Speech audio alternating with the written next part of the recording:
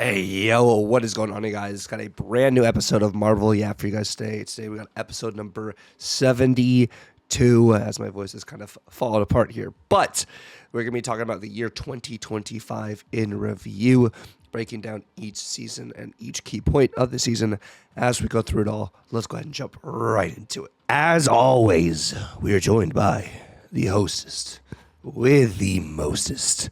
Not my dance here for the 2025 Marvel Snap year in review. And guys, this is not me putting on a facade. This is my actual voice right now as I am recovering from the flu. But we came together. It's a double yap week for you guys. And it's been a very great year for us, I would say. No, it's been an absolute blast. I've loved it. Hopefully you'll be okay. You were gonna let your voice hopefully rest. We were gonna do stuff last week, but it was even worse. But should be pretty chill. I think this should be a pretty fun time. We've got a whole year to go over, and like you mentioned, we're doing two in the same week. We had a whole thing we talked about. We're being like, all right, we're gonna schedule stuff out. We're gonna do an extra one this day. We'll be doing this stuff. Had to throw it all.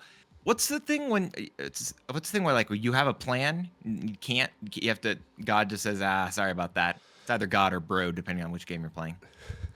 I don't know, but if it's not God's plan, then it's not gonna happen, kind of thing. So that was not God's Exactly. plan for that. So fair enough. But dance, this is one of our favorite episodes, I think, of the year because we break down every single Marvel Snap season, which is what we're doing today with our 2025 review. We're gonna be going through our season rankings and talking about our new decks / favorite decks of the year.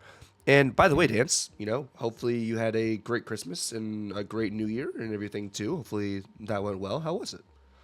Yeah, it was good stuff. I enjoyed it. It was a lot of fun. Christmas was always a good time. Get to go to a bunch of different people's houses and just celebrate, and I always love that. That's always a good time. And then New Year's that one was a lot more calm and chill.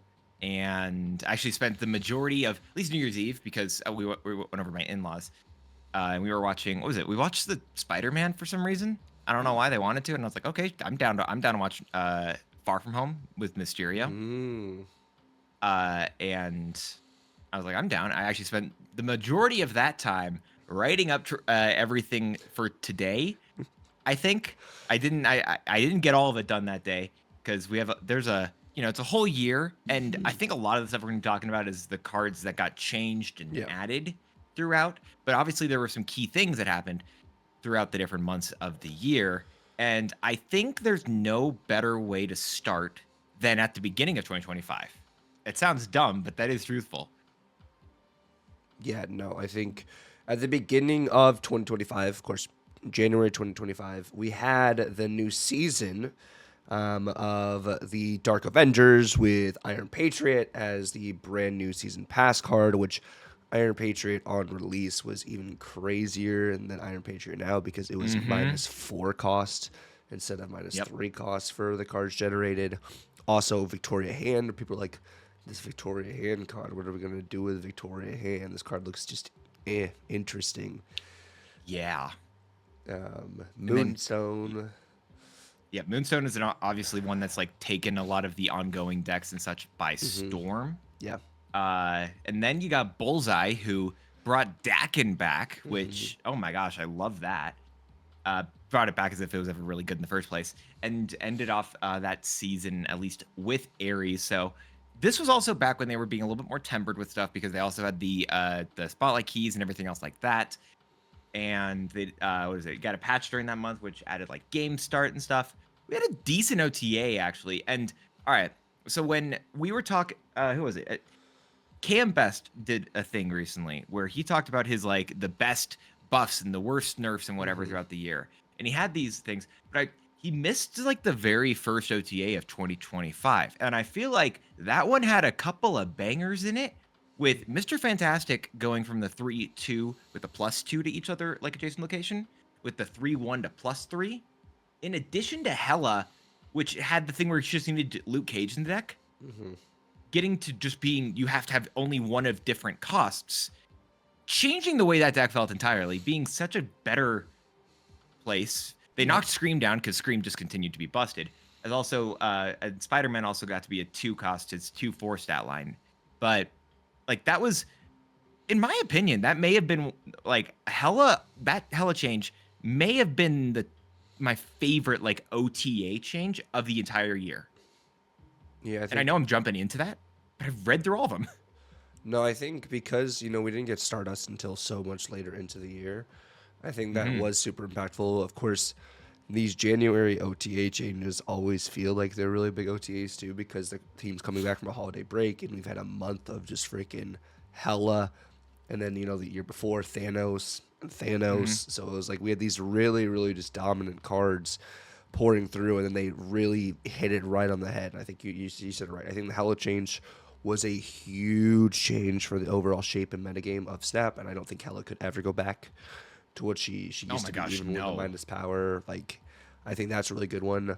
But I think your favorite one isn't even just the Hella though, right? I think there's a different change in there that I think is There's a your different favorite change one. that we'll talk about as well that I Yeah. think is really good.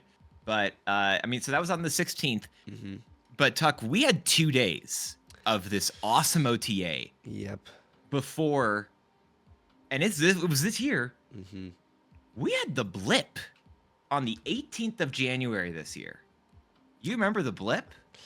Yeah, the blip, if you guys do not recall, is when TikTok got banned in the U.S. But also that banned Marvel Snap because Marvel Snap's, I believe, publisher At the time, at the yeah, time was in collaboration ByteDance, or was TikTok's owned by owned TikTok. by Yeah, yeah, yeah. TikTok as well. So we did not have Marvel Snap for what was it, like a week and a half ish, and people were playing like VPNs and stuff. It was like what is actually I did a happening? VPN. Yeah, I 100% used a VPN without any worry. yeah, Yeah. That was something. That was an interesting time. Obviously, what is it? Yeah. So yeah, I remember that pop up showing up on my phone, and then we hmm just had a bunch of stuff. Second dinner's just trying to go through all of this stuff, trying to figure this stuff out, and going through each of these little bits. But it ended off with a final tweet. You can't see it, but I think Duck can scroll down hopefully with it. yeah. Ending There's off with some stuff. them saying it's finally back online, but to make sure they're bringing services in house, getting a new publisher, start of a new era, and that Yeah. was what is it? That was just awesome. And then because they were down for a week, hmm I don't even think it was a week. I feel like it was less than that, but I don't know. Whatever. It was like They were 5 days. down. Yeah, 5 days actually sounds right. Yeah, I think that was right. 5 days. They gave the best like Yeah. where people gamers will always complain for compensation, hmm and oftentimes I'm like, all right, just complain, but I'm like, hold up, you kind of cooked here, y'all. Thanks for complaining because we got the amount of stuff was unreal. We got so many we got spotlight keys, hmm season pass XP apparently, credits, tokens, gold, tickets, conquest medals, variants, borders, boosters, and then that wasn't just for the people who were in the U.S. hmm They said, listen, even if you weren't in the US, you may have been affected by it. Yep. Here you go. And they still gave some, which wasn't as much, but still it was some, which was a cool deal and still a hmm pretty large amount for people who were just everywhere else. And I even remember this bit where people were like, wait, will I be that? Like, how will it work for this? And they're like, if at any point you were logged in either with we don't care if it's a VPN, if it was anything, if you were logged in the last like month or two in a US server, hmm you get the best stuff. Like that's like it wasn't even anything where they tried to be like stingy with it. They gave so much stuff away there, which really was a great like it was such a weird start of the year, right? For everything to get canceled, basically. hmm But then also come back and like kind of feel like it was come back on a pretty hot note. Yeah, no, it was very, very generous for them to offer that big of a package. And like, I think that set the tone from the very beginning. It was like, yo, second dinner's, turning a new leaf. They're being very generous. They're listening to the community. Like, this is really Mm. good. We're really happy where, the game's direction is heading and everything too, which maybe is not exactly how the year I'm ended. looking ahead to February, and I'm like, Yeah. I immediately disagree. And then they kind of take it back. They did have an OT at the end of January because they finally got everything back up. They basically just there was a few consequential changes, mainly just a couple of move cards getting hit. Dagger is no longer +3. Aranya was a only gave +1 for her bonus, but we did move in to Mhm. February where this was the Loki, I think, of 2025. I'm gonna say Sam Wilson was the Loki of 2025, purely because he had so many changes. Yeah, I think that's an interesting comparison. I don't think necessarily like the Loki in the sense Okay, of as oppressive as Loki yeah. was, but the card Well, I still that think it's actually just was as impressive, but it didn't feel as bad because it's a very much. It was just a. It's a lot. It doesn't. It didn't do as much as Loki did, but it worked in more places. um I think I might just have to say this is an apple to an orange kind of situation, but I do think That's like fair. You know what? That's fair. but I think like in this sense I get what you're saying as this is the card this year that needed the most changes because of the impact it had on the meta was so grave opposed to Yeah. necessarily like a one-to-one. I think I see what you're saying there. Mhm. Yeah. But in this season, we also the Brave New World for February.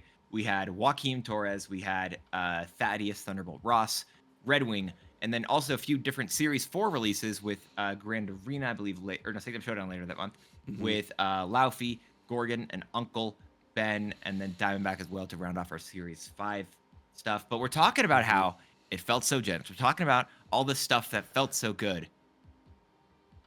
And Tuck, on February 11th, Tuck, we had a patch for Marvel Snap, Oh and it gosh. wasn't.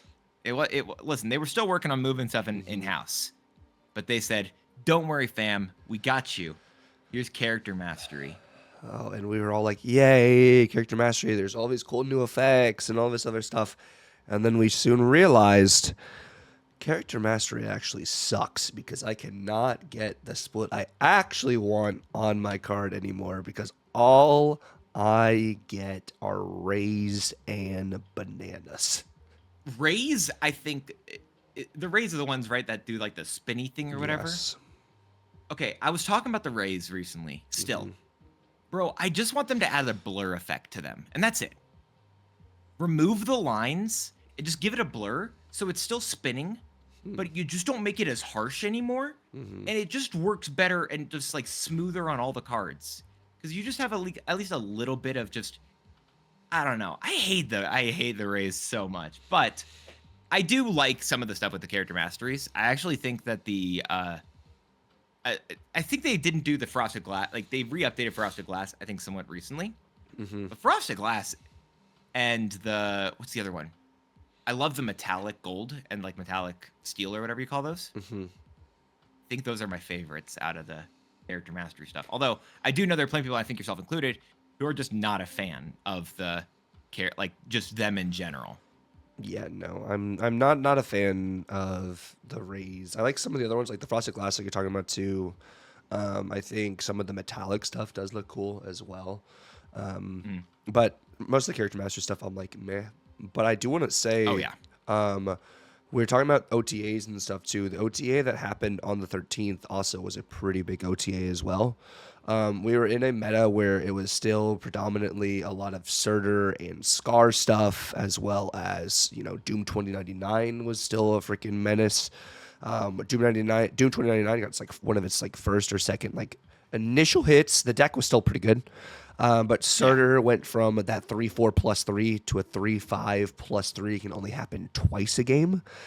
Then Adam Warlock had gone from that 5/5 to that two Oh my gosh. zero that you draw if you're winning the lane, or else +1. So Adam Warlock got his initial change that made him a better card and actually, Dude, that's playable such I then. forgot about that.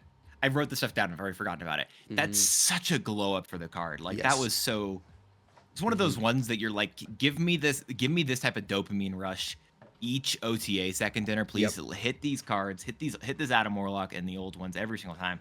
I love it. That's so cool. Uh, Then, like I mentioned earlier, then they got the Sanctum Showdown, which let people get Yep. Laufey, Gorgon, and Uncle Ben.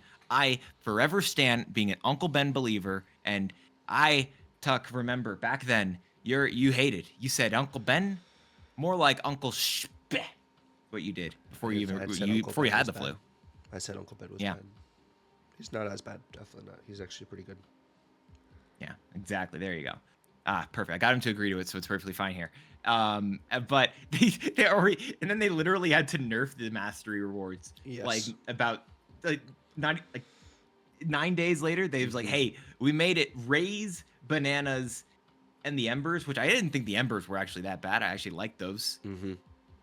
We've nerfed all those, and I was more annoyed about the embers ones more than anything else. And I was like, "Oh, now I can't get this cool fire effect on my cards." That's fine. The coolest one you've nerfed. That's fine. At least you nerfed the ones that sucked. I don't think the banana split joke was worthwhile. No, and I think the other cool, interesting thing I wanted to note here too, we do afterwards have another OTA on the 27th, where Scar gets adjusted from a 6 cost to a 7 cost. And during this time as well, this was when people were playing the Scream Surtur decks, because Samwell's and Shield was still considered also a 1-drop. So there was that, and also Cole Obsidian had an immediate target with Samwell's and Shield. So that's something to note. Surtur had to be hit twice within the same month, because Surtur was so good just from the big dumb idiots. Because they tried doing the +3s that don't work. Yep. And they were like, okay, what if it's only twice per game? Never mind, that sucked. My bad. Okay, he's just +2 now. Yeah, no. And where he should have been. No. So that was very interesting. And then But they did one other thing in that OTA.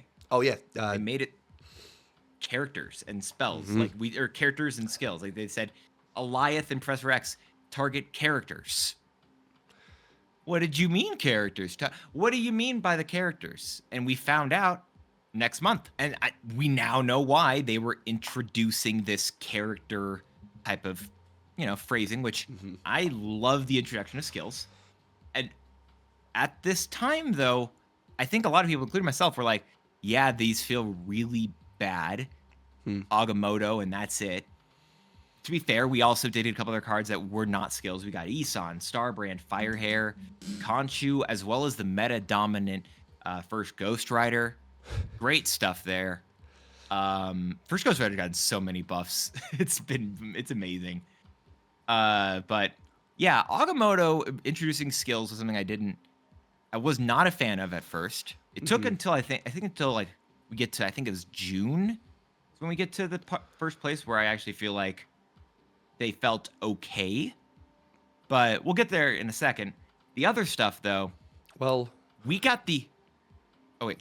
I will say, I remember a lot of people, even myself at a point, was like, Winds of Atum is way too oppressive. And I think it was just because it was so much in your face that we didn't really realize at the time, like, still the deck, fodder that Agamotto adds is more of the downside. So you don't really need to adjust Winds of Atum kind of situation there. So I know that's definitely something I was wrong about when it comes to Agamotto. And I think it was a really cool concept, like you think as well. And I think also something with this season too is like, it was one of those instances where the data mines, we were super, super hyped for some of these cards in data mines, and then the cards got completely changed before the season started, like with Starbrand and with Isan were two of those cards specifically. They're like, yo, these cards are going to be absolutely crazy and busted. And then Second was like, yeah, actually, let's not release these cards as is. And so we changed them and made them better for the metagame, which was something to note too. I will forever be someone who, and I understand people don't like it. I'm sorry. But also, I'm really not a fan of data mines, straight up. Which, by the way, we're going to do data mines, I think either tomorrow or day after, depending on any delays that occur in terms of recording and stuff. But that'll be occurring just because I think there's a patch where we are currently, patch happening on Tuesday. Yep. So we'll be able to hopefully talk about those, react to those. But in March, something happened once only throughout all of 2025. Series drops. Yeah. And I think these series drops, I feel like these were connected to some, all the way back in 2024, we got like a really bad set of series drops. Yes, we did. That really were bad. And I feel like I remember watching like a guest, it's guest gaming. I feel like watching one of his streams where he was like, where he told his guys like, I was talking to second, I'm like, you need to do something here. Yeah. This isn't it. Like this, you got to do something more for us because this is really bad. And so I think they even said in one of the other ones, were like, we have a bigger series drop happening in 2025. Yeah. And this was it. And this was the only series drop in 2025. Loki, Blob, Sebastian Shaw, Elsa Bloodstone, Miss Marvel, Werewolf by Night, Scar, Black Knight, Corvus Glaive, Cole Obsidian, Cannonball, and Annihilus all dropping down to Series 4, whereas Null, Zabu, MODOK, Nimrod, Ghost Spider, Nebula, Silk, Spider-Ham, Lady Deathstrike, Mobius, Havoc, Selene, and Hercules all dropped to Series 3. And this is while we were still getting 4 cards like a season, you know? So like, yeah. Gotta keep it was that 4 in cards mind. a season. We weren't, the only way that you could get these higher series cards was either getting 6,000 collector tokens, which good luck with that, or the spotlight keys. Yep, spotlight keys. Oof. We'll talk. We'll get to their dismissal. I have heard people still say they missed the old season. I forever hate that bit because those stupid random series 4/5 cards was always 66%. For them to give you a series 4 card. And also people who are saying we miss series drops. This type of series drop was so rare. You are much more likely to get that really bad one that they had to like redo. Well, I'm gonna fuck off my boss. Wait, sorry, argue with me right there in a moment. So I do understand like your reasoning there of like maybe we don't need. I think we still need like a massive series drop. Just because looking at the surplus of cards we have now, I know there's better means to get said cards with packs. But I'm wondering also too if it's a means of massive series drop or another means of massive ways to get tokens kind of thing, opposed to having to spend money. Like I wonder if there's a way we can meet ends there, whether that is adding a newer reward system for the amount of games or something you play in a season, or adding a new type of shop in Conquest. I don't know what it is exactly. But it definitely does feel like people can continually fall behind if you aren't, opening packs as much as possible. Of course, they do get cheaper, right? After 2 or 3 months, they do fall into the next category of packs. But I wonder if there is maybe too many cards in still that Series 4, Series 5 tier that makes it, I know it feel like it's unapproachable to be able to get all the cards you really want. Not necessarily be collection complete, but to get all the cards you really want with them rotating in and out of your shop and with how many cards are in said packs. Yeah, that's fair. I feel like that's also one of the different things. Again, like the rotating shop is one that's like, that's still a thing. That's lame. But also, there's a video out, and I've talked about it a couple times, just like on my own stream and such, where it's like, you can get like all the Series 5 cards if you fully optimize stuff. Complete. I think it's free to play, maybe not completely. I thought it was free to play, but like maybe just with the season pass, you can get all the Series 5 cards in this game. So how long does it take to get all the Series 5 cards? I do not remember that. Okay. But there was a video I think Hoagland put up, and I had seen that, and I thought it was interesting.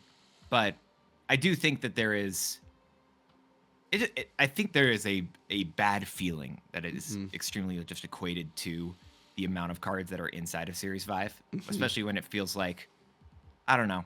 I like it that some of the cards aren't good because then it means that, the good cards aren't just the higher series cards. However, I also don't want them to cost that much. So it's like, I don't want just the good cards to be in Series 5, but I also don't want the bad cards to be in Series 5, but therefore I want the good cards only in Series. You know what I mean? Like, I don't want it to feel like it's pay to win, but it still kind of does. Yeah. I think I understand what you're trying to say there, too. As we do continue on, though, with March post the series drops, we did add tooltips, which I think tooltips, I don't know, we talked about that just yet, but that is the question mark that you have on True. cards and everything too, which is actually very important to be able to just in game be able to understand what just happened, kind of situation, Yes. or just understand even in your collection, how a card can function or operate, which I think is really great. And then Because also, if it's like your first time seeing him as a new player, you get like a notification like, "Hey, you haven't seen this mechanic before. Yep. You should look at it." Which is, it's a very simple thing, but like, oh wow, that's a really cool thing for them to do. Yeah, that was cool. End of turn was added as a keyword. Created was also added, and then card generation. You're able to get variants of the cards that you generated. Was something that was really cool that they added as well. Yeah, no, it's really cool stuff. I like that. There's a lot of fun stuff, just I believe on those. Adding the word banish, which by the way was a little bit of a nerf. They nerfed Yondu there. Yeah. Which I was lurking in your stream recently where your return stream back from your vacation, and someone's like, "Hey, I want this like banish. I want a banish payoff." It's a really interesting question of a banish payoff, and I'm scared of it, but I also do kind of want it. Yeah, I'd be interested to see what you could do for an ongoing banish. I feel like we have a bunch of skills and stuff, but I don't necessarily know if it's a necessity just yet. Kind of thing. You could also make it character if you Yeah. if a character is banished. You specify that bit, and then maybe it's a bit. I don't know, but I kind of like that.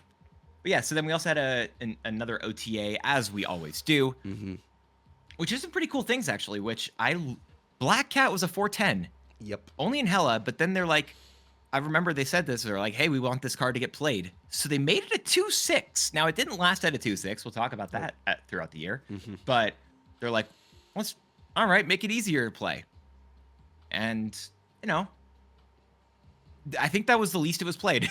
Yeah, no, at the 2/6. No. Because that first 3 cards matter so much. But then, the bigger thing, you talked about it earlier, you hinted at it with Coal Obsidian and the shield, because the shield was a 1 cost. They brought it down to 0. 0 cost shield. It still had 1 power. Yeah, no, the shield's still having power. That was actually crazy. I forgot that Same Motion Shield actually had power when it released. Yeah, and you started the game with priority. Yeah, that was freaking. That's craziness. And also, Doom 2099. We are not I don't believe we are fans of Doom 2099. No. They brought it all the way down. The Doombots are 4-0, which that was so many changes just to get to that point for Doctor Doom 2099. I know there are his lovers, his defenders out there. Yeah, we're not one of. I don't believe we're them. No, but the Bruce Banner buff. Bruce Banner went from 25% to 33%. True, and then they made it work with Misty Knight as well.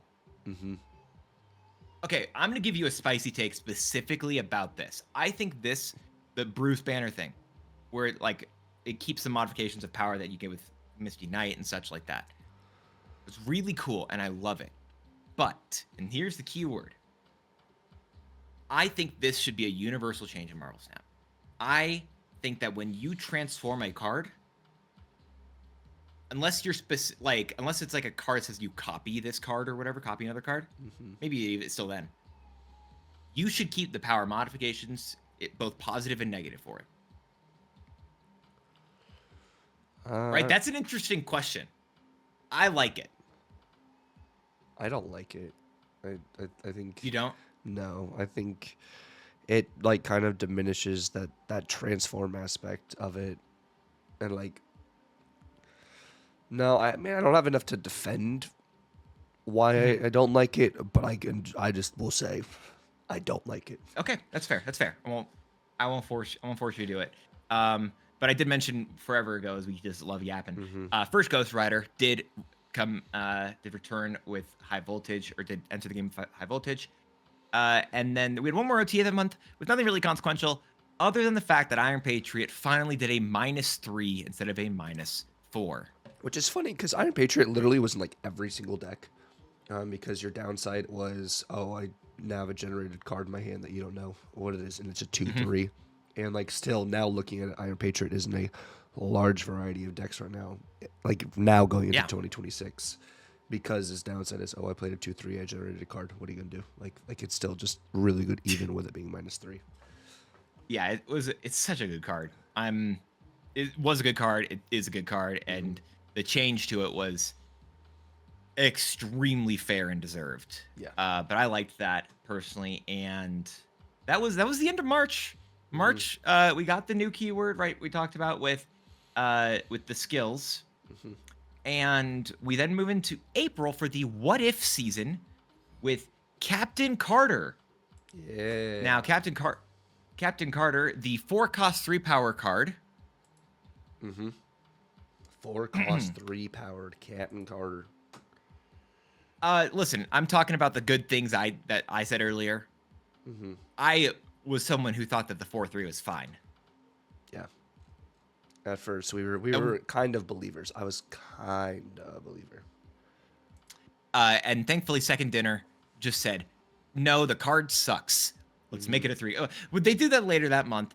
They had a bunch of other releases before we got there. They had, according to their blog post, they had, which by the way, I verified it like, I don't know, basically on the new year to make sure it was all correct. Goliath, you had Kaori, you had Infinity Ultron, Strange Supreme, what is it? Yeah, Dum Dum Duggan, Topaz, Batroc.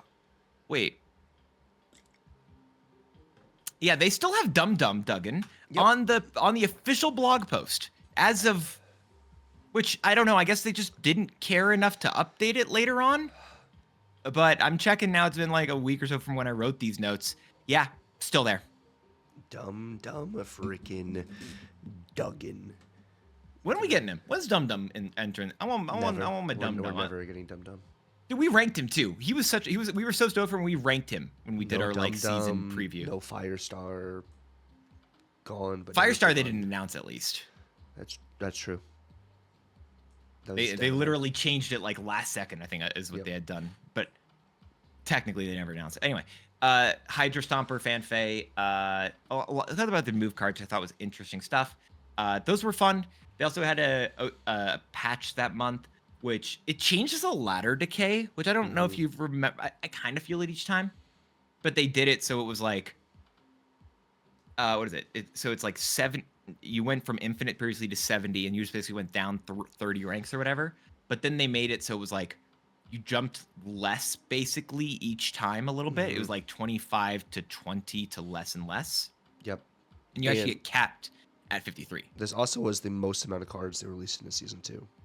9 cards. True. Was this the most actually? I think this whole year. I think that is this is the introduction of. Oh, true. Yeah, this was the introduction of snap packs. We'll get to that in a moment. But yeah, no, you're right there. That was the way the most cards in the season. Part of them I think weren't in the initial introduction. Some of these cards were actually in. I think all the Series 4 cards, Topaz, Batroc, and Fanfei, got added basically when the new stuff happened. But there were 2 different OTAs that occurred before there. On the 10th, we had Rocket and Groot actually get dropped down to a 3/2 from a 3/3, which was, what is it? That one was just a good card. I liked them. I still like them. I don't know. I kind of got back to them recently, and I was like, I wish you could play them. Wish I could not feel embarrassed by them. Skills made that card feel worse, and I want them to get back to 3. Yeah, skills, and then MODOK got changed because dock and discard people were really upset with dock and discard when MODOK was a 5. It was good. Yeah. Yeah. And then on the second OTA that month, the 23rd, Captain Carter did go to her 3/2 stat line. Rhino had a cool rework where instead of ruining the location, he just added a rock. He was as a previously a 3/2, went to a 3/6 with that in mind. And then Scream went from a 2/2 to a 2/1. Yeah. Scream was still pretty prevalent and everything too. So it was interesting to see, Scream get adjusted. That's where we have Scream currently right now. But we did get to snap packs. And this, of course, is what was introduced to us for the very first time, which is, of course, the system that we do have now, where we do have snap packs. Seasonal snap packs, of course, are the ones that update weekly and have the cards from this season and the previous season. Collector's season Series 5 packs, of course, are all of the Series 5 cards that are not from the first, two, like this current season and previous season. And then Seasonal Mhm. Series 4 works very similar to Seasonal Series 5, except it has 2 seasons previous opposed to just 1. And then you have the regular Series 4 pack for all Series 4 cards that are not in the seasonal, and then collector's packs for Series 3, unless you wanted to get them in your collector's reserves. But, you can still get the reserves or open a pack to get potentially other luck. Yeah. So I mean, I really preferred this. I know people are, there are people who aren't as big of a fan of it, but personally, I've really liked this different system in comparison. Multiple cards, right? There, you could technically get multiple cards for the same pack, even though it was a much lower chance. But I think there's a pity timer that was introduced later on. We'll get there.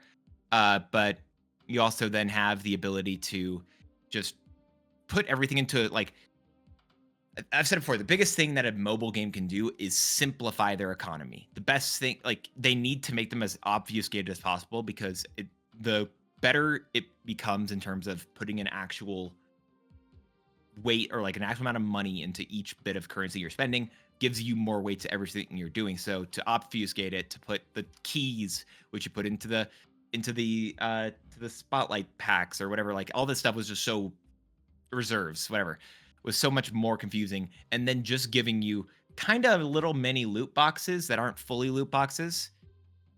This was a very good thing. The biggest thing about this, and what I said at the time, and I've been so proven right. I feel like this bit where it's like, this is going to initially go over so well. People are going to love this. Give it a couple months. Everyone's going to be upset at the fact that they will be releasing more cards as a result of this. And then it's going to be harder to get all the new cards, which I really feel like was pretty accurate. Yeah, I think that's pretty fair. And I think there's a lot of like luck drawn into it and everything too. Like you'll have those instances where, you have to 50-50 and you'll hit that 50-50. Or you'll have that 1 out of 3, you hit that 1 out of 3. And then there's also going to be that, well, no, I just completely whiffed. And then there's other instances where, that pity you're talking about too. I actually got 2 cards in the same pack. But I think it's them being able to do this is definitely way better than what it was with Spotlight Keys. Because it was Spotlight Keys too, like you didn't get the extra bonuses that you could potentially. Yes, of course, I'm not super happy that I got a border. A border's kind of, whatever. But the low lows and the high highs, I think, is something. Just having that extra bonus, I like more with the packs itself, and I do think the packs still are better than what the keys were. Yeah, which by the way, we actually missed that earlier in the patch at the beginning of April. Actually, introduced those mystery borders. I was actually really trying to figure out when they got introduced. That took me a second to figure out. I really hate the mystery borders. It's so like, why do we have those for Alliance rewards right now? Like that's just. They haven't announced. I don't think they've announced the reason. I've said it on stream. They've given the reasoning to creators. I don't think people will like it. I get it, but I also don't think people will like it. Yeah. I don't know. Anyway, I can't say stuff because I there are haven't contracts read that anything, stop. so, but we'll. Oh, did you? Oh, yeah, you've been out of town. Oh, I'll tell you about it later. Yeah, but. Okay. Yeah, I did actually know you didn't know. Anyway, sorry. But anyway, that's but this was the biggest thing of April. Again, the year really kind of, not as much happened, I think, in the later half of the year, but the year really went, well, I think the other bit that you're thinking about happened still in the first half. It happened in June. That's kind of towards the later half. It's the later half of June. June is in the first half of the year, the earlier half of the year. Yeah, but like if you're like in the halfway point of June, you're past the halfway point of June, then you're like in the second half of the year. But, no, because there are 6 months in the year. Sorry, not 6 months. It's 12 months in the year, and half of 12 is 6. So once you get to halfway through the year, half of those 6 months, you're at the end of June. You're still at the beginning. You're at the end of the beginning of at the end of the first half of the year. But like if you actually want to do it based on like days and stuff, when you split 365, it's not a whole number. Wait, what is the 365 divided by 2 would just be bring us to 182. Dividing that by like 30 gets you to 6.083. 6.0833333, which actually gets you to like July 1st or 2nd. Does it get to July? You're gonna make me check this math too? Fine. All right. I'm It doing might, it. it No, might no, no. actually Where get this you is to July with some months not having 31 days. no, we're I'm doing. Hold up. I'm counting through these. Hold up. Because there's more days in the later half of the year. Because July and August double up with 31 days. That's true, but there's also a lot of the. God, this is such a random tangent. That's true, then. That would make July, because the later half of the July year has more 2nd. days. Yeah. Yeah, it's July 2nd. What? This was the most useful. This was the most useful. That was fun, though. Then, as we moved past the new card acquisition changes we had in May, or in April, we go into May and we get Esme Kaku. Woo! Everyone's favorite season pass card. This is the. All right. Well, so later on we'll do season rankings. This might be bottom. It might be, but you have Esme, you had Surge, you had Prodigy, which a lot of people were very low on Prodigy, but we were not. We were not low on Prodigy. We were very high on Prodigy. And then Elixir, and then Zorn, and then, of course, Do you remember? What? So I was going to say, do you remember that there were data mines? And again, we're talking about these data mines. Data mined Elixir was busted. Yes, State of Mind Elixir was like a 1/1 activate, which is going to be... Yeah, it was like a 1/1 activate. The last card that was like destroyed recently, something like that. It was so much easier. Anyway, sorry. But Elixir's good now. But that's, of course, a little bias for me. Oh, yeah. The next time one of your cards is destroyed this turn, revive it. Yeah. No, that would have been really, really cool. But we also had the very first Golden Gauntlets. That good old Derek won the Golden Gauntlet as my stuff resets itself. Derek won with Bounce. And everyone's like, what do you mean? Bounce won? Bounce is busted. You know, Bounce is so good. It's such an amazing deck. But it's like, no, when you put yourself in a pocket, but you have someone who is a master at Bounce who like truly knows how to play it. Yes, it's going to look broken, but no, that doesn't necessarily mean that it is broken kind of situation. Yeah. Continually, it's the argument of people. I think that we've been saying it for a while. Yes. Play whatever you're good at. Yes. In the end. Yes. Because if you play something you're good at, you can do so much better than people who just try to run whatever meta. Like there was so much meta stuff I remember during these conversations that were being run. I don't remember what the meta was at the time. Yep. But there were a lot of just meta things trying to be run. And this one, which shocked a lot of people. Yeah, and I think something to note here too is Surge came out this season, and Surge was another one of those like amazing 2-cost cards that could have been like the season pass instead of Esme, or prior to June and July. Oh yeah, because we didn't have Super Premium until July. But so fun fact, we've had Super Premium for forever. Yeah. But I didn't put this in the list. I almost did. Now I'm wishing I had. If I'm not mistaken, I could be incorrect. I think March was the very first time they actually had a Super Premium season pass variant, because they had variants for a little bit. And I believe it was the Black Panther variant, if I'm not mistaken, that was inside of that one. I think it was that. Maybe I'm wrong. Yes, we did have Super Premium passes, just not with new cards. That's what it was. Yeah. Captain Carter had I want to say it was Killmonger. Yes. Killmonger one in there. Esme Cuckoo had is it Cuckoo or Cuckoo? I don't know. White Queen. Yep. But that's the first one I think I didn't buy. I don't remember what the Merlin season had, but we'll get there when we get there. I think yeah, I don't know. I don't remember what the Merlin was. I'll pull it up here while we look at the other stuff. But there was it Scarlet Witch? Ooh, it may have been. It may have been Scarlet Witch. I don't know. Actually, I don't think so. No, I think that was part of the whatever. But even without all of those other specific things, we had a lot of other during that month after this Golden Gauntlet. Obviously, it was time for Bounce to get nerfed in an OTA. There was another OTA earlier in the month. Nothing really it was a nothing burger of an OTA. But the one on the 29th I thought was a lot more interesting. Mm-hmm. Because speaking of cards that were just like very prominent, Oh, very dominant, yeah. Strange Supreme went to a 2/1, Yep. which for some reason that just killed the card. Yep. No, I mean, You then get to the meta changed. I think that more so what happened, but that's true. It is true that the meta did more often than not just like actually change there, but yeah. And then what is it? You had the shield finally going down to 0 power. mm-hmm. You had a couple of their bigger changes. Hazmat went to a 3/3. Yep. Which was That's a big change. That's like a really, really big it change. was a big one. Were you a fan of that at the time? How did you feel about that one?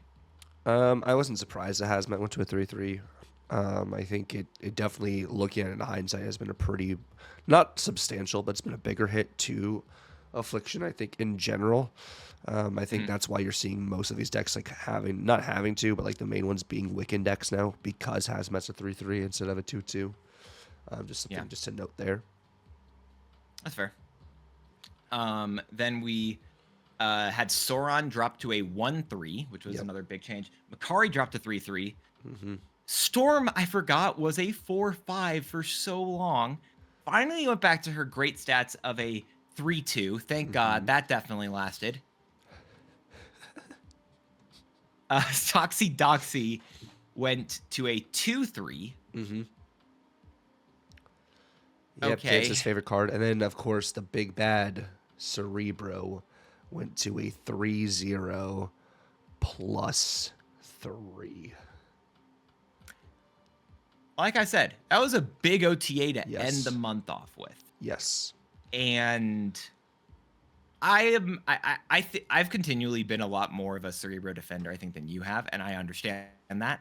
Where I have not had as many negative emotions directly attached to Cerebro as I know yourself and a lot of other people who are just good at the game have had.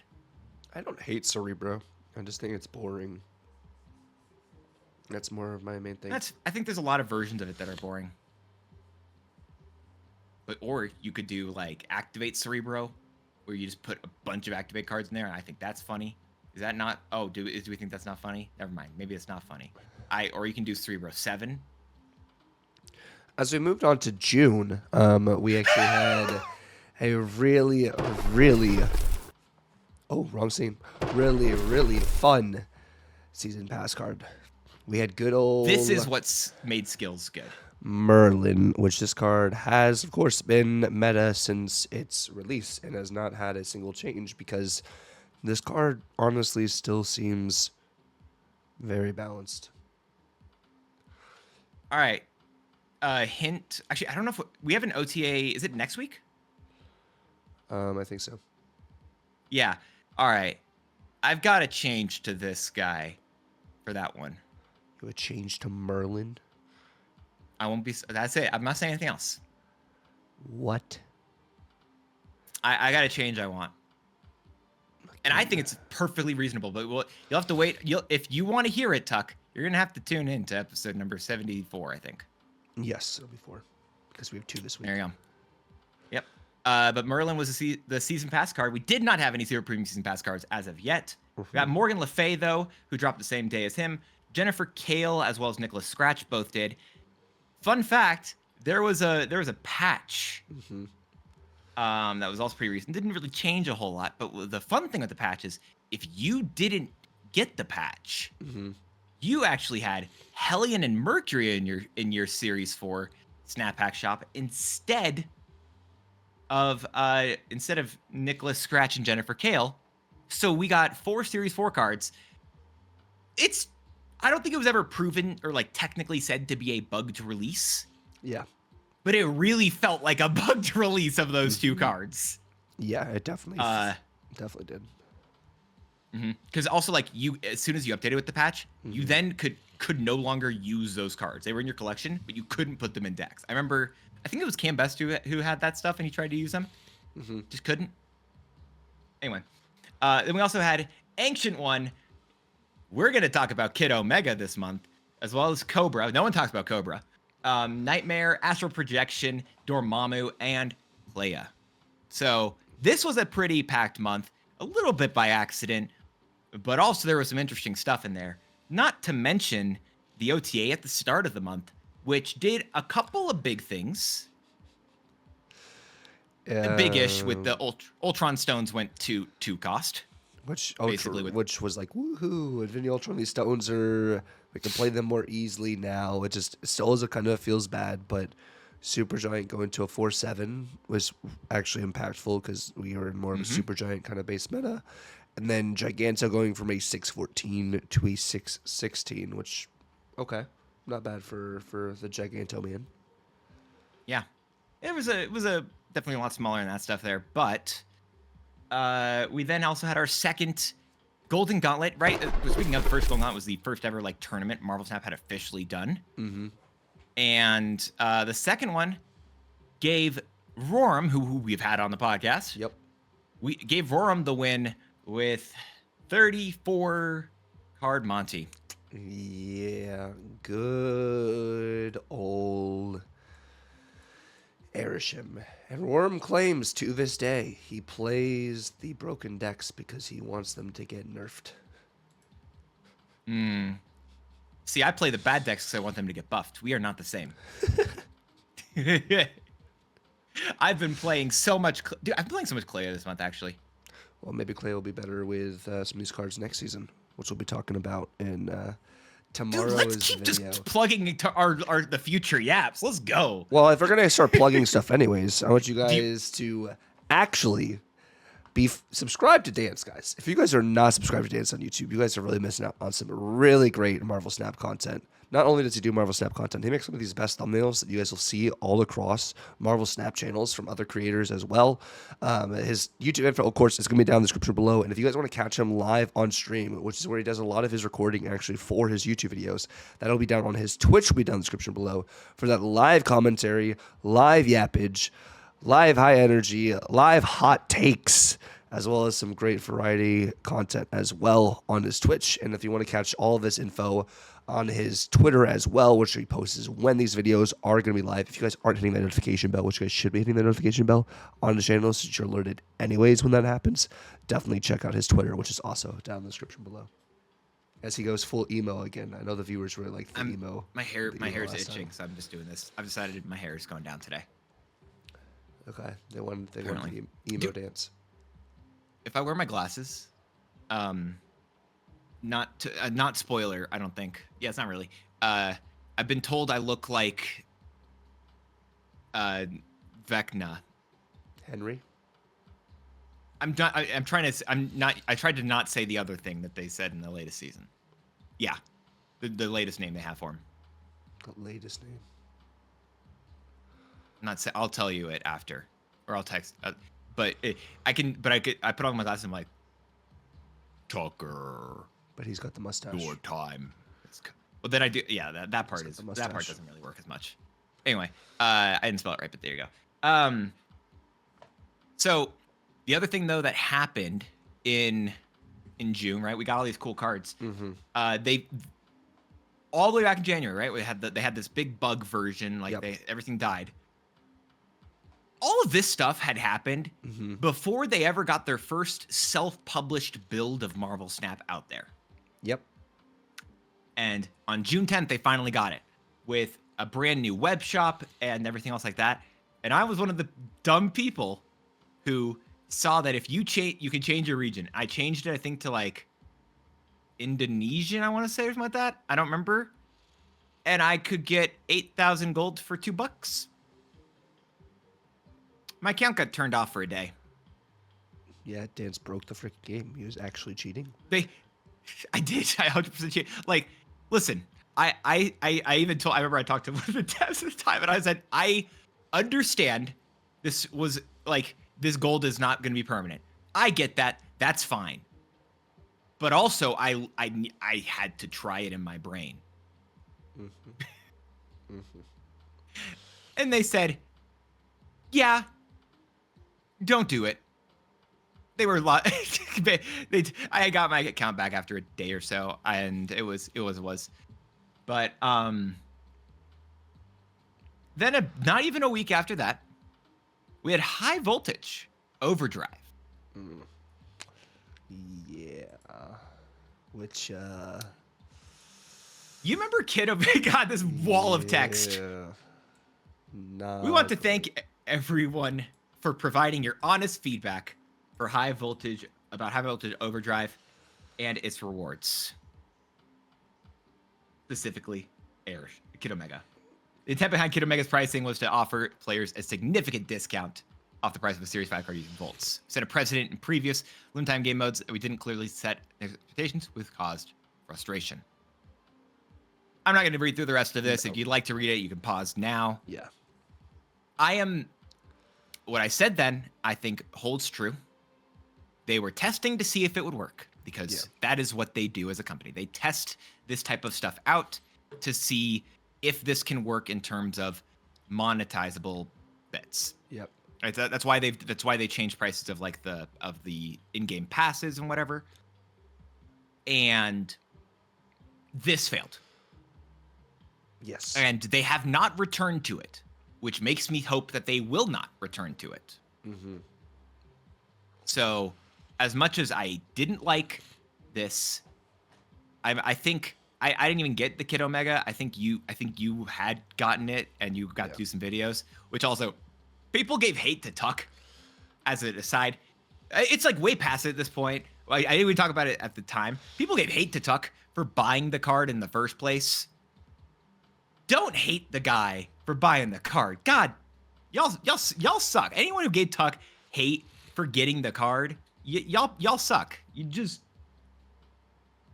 not nice people. I wanted to play a card. I was looking forward to like the entire season, so I spent the gold. Yeah. You know, it's what filled my cup. So I said, okay, you know, like why not? Fun. Remember when we said many times to play what you enjoy? Yeah. Buy what you. Yeah. Shouldn't have said that. Yep. Should not have said that. No. So y'all suck, and no one has any anger for Cobra. No, freaking Cobra, bro. But no, it's those little things. By the way, when we talk about in the background, can't talk about them at the time because it's still fresh. But it's still annoying. Be like, I want to say something to those jerks, but we'd use other words. But we try to keep this podcast a little bit nicer. I'm happy that Kid Omega, as like this example, has not occurred again. I obviously know they've tested other things, like they've done missions, stuff like that, different varying in these like event passes, and I think that's obviously worked out well as they've gone back to it. I've liked these a lot more. Yeah, no, I agree. I think they've done a better job at it too. And then as we do continue also through June. Wait a second, I just realized there's a $50 Kid Omega bundle that is cheaper than it's half off of the Kid Omega price. Yes. If you look at yes, it's freaking they're freaking joshing us right now. But we did have a huge OTA in the end of June, which made Thanos meta again.